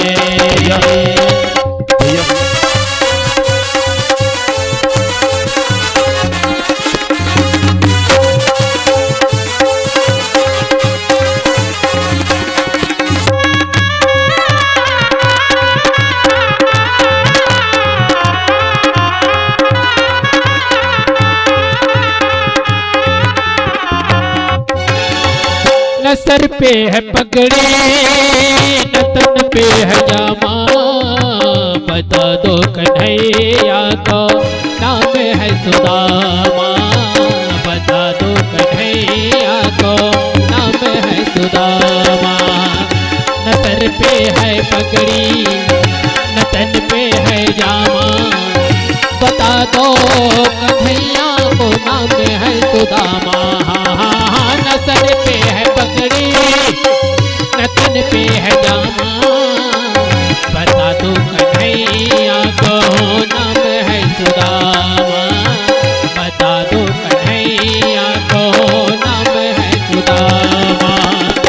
एक मोहन जा करके कह दो, एक बार मोहन जा करके कह दो कि मेरे सखावर करीब आ गया है, किधर पे सुदामा करीब आ गया है। अरे द्वारपालो कन्हैया से कह दो, अरे द्वारपालो कन्हैया से कह दो किधर पे सुदामा करीब आ गया है, किधर पे सुदामा करीब आ गया है।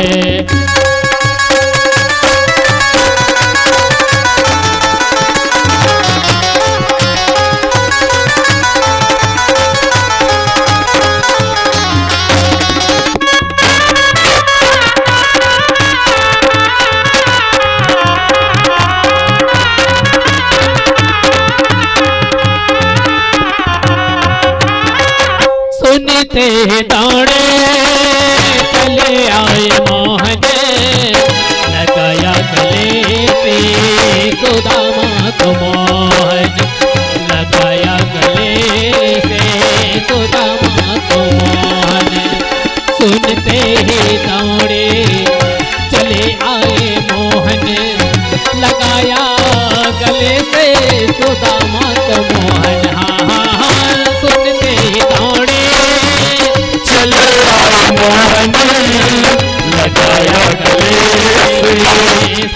सुदामा को मोहन लगाया गले से सुदामा को मोहन हुआ रुक्मणी को बहुत ही अचंभा हुआ रुक्मणी को बहुत ही अचंभा ये बर्बाद कैसा करीबा गया है ये बर्बाद कैसा करीबा गया है अरे द्वार पालो कन्हैया से कह दो अरे द्वार पालो कन्हैया से कह दो किधर के सुदामा करीब आ गया है किधर पे सुदामा करीब आ गया है किधर पे सुदामा करीब आ गया है किधर पे सुदामा करीब आ गया है। प्रेम से बोलिए श्री कृष्ण चंद्र भगवान की जय हो।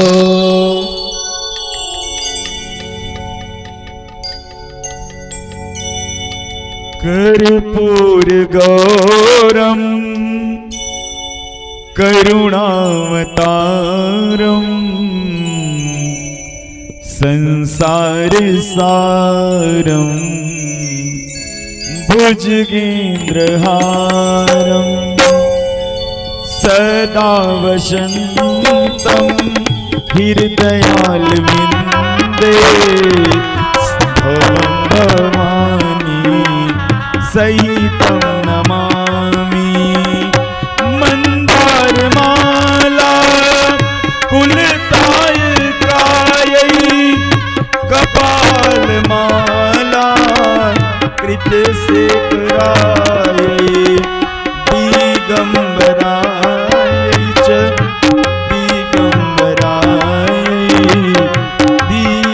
दिगम्बरायै च दिगम्बरायै नमः शिवाय च नमः शिवाय नमः शिवाय च प्रेम से बोलिए श्रीमद् भागवत महापुराण की जय हो। सिया राम सिया राम सिया राम सिया राम सिया राम राम सिया राम सिया राम सिया राम सिया राम सिया राम सिया राम है श्री राम सिया राम सिया राम सिया राम सिया राम सिया राम राम सिया राम सिया राम सिया राम सिया राम सिया राम सिया राम है श्री राम भागवत भगवान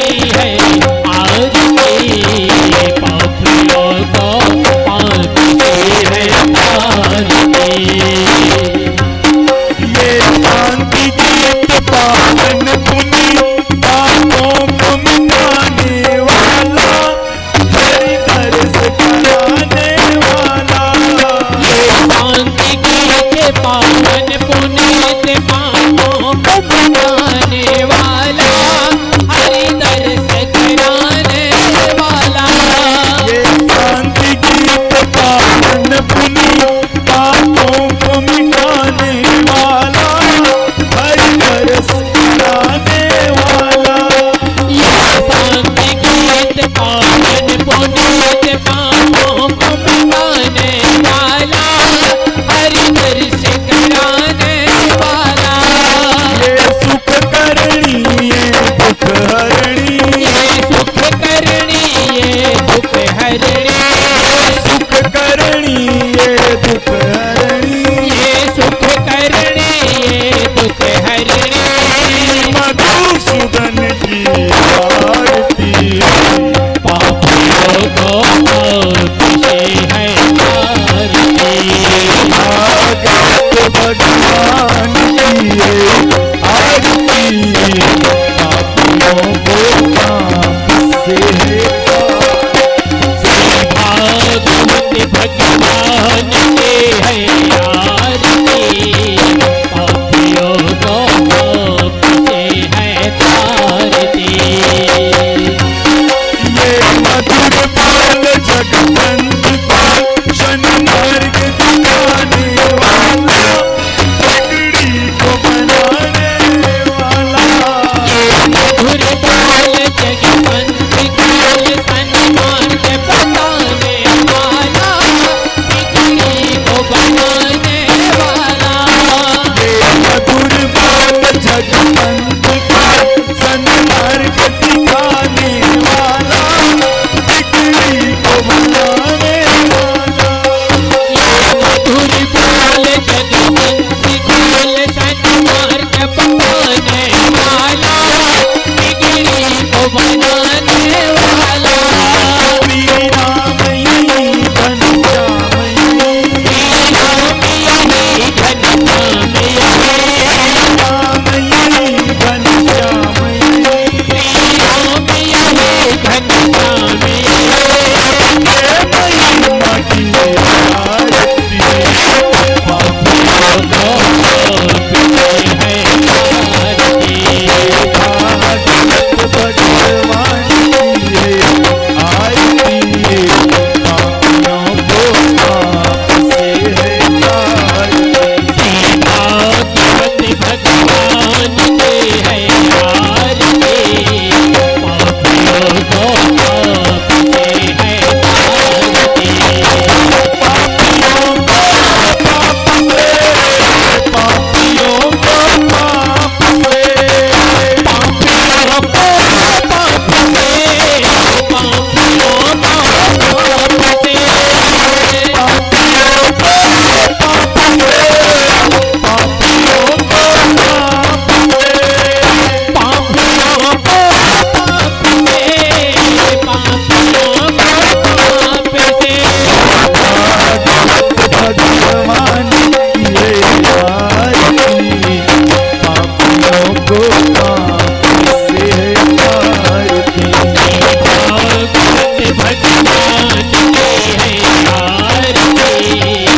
भागवत भगवान के है आरती, पापियों को पाप से है आरती।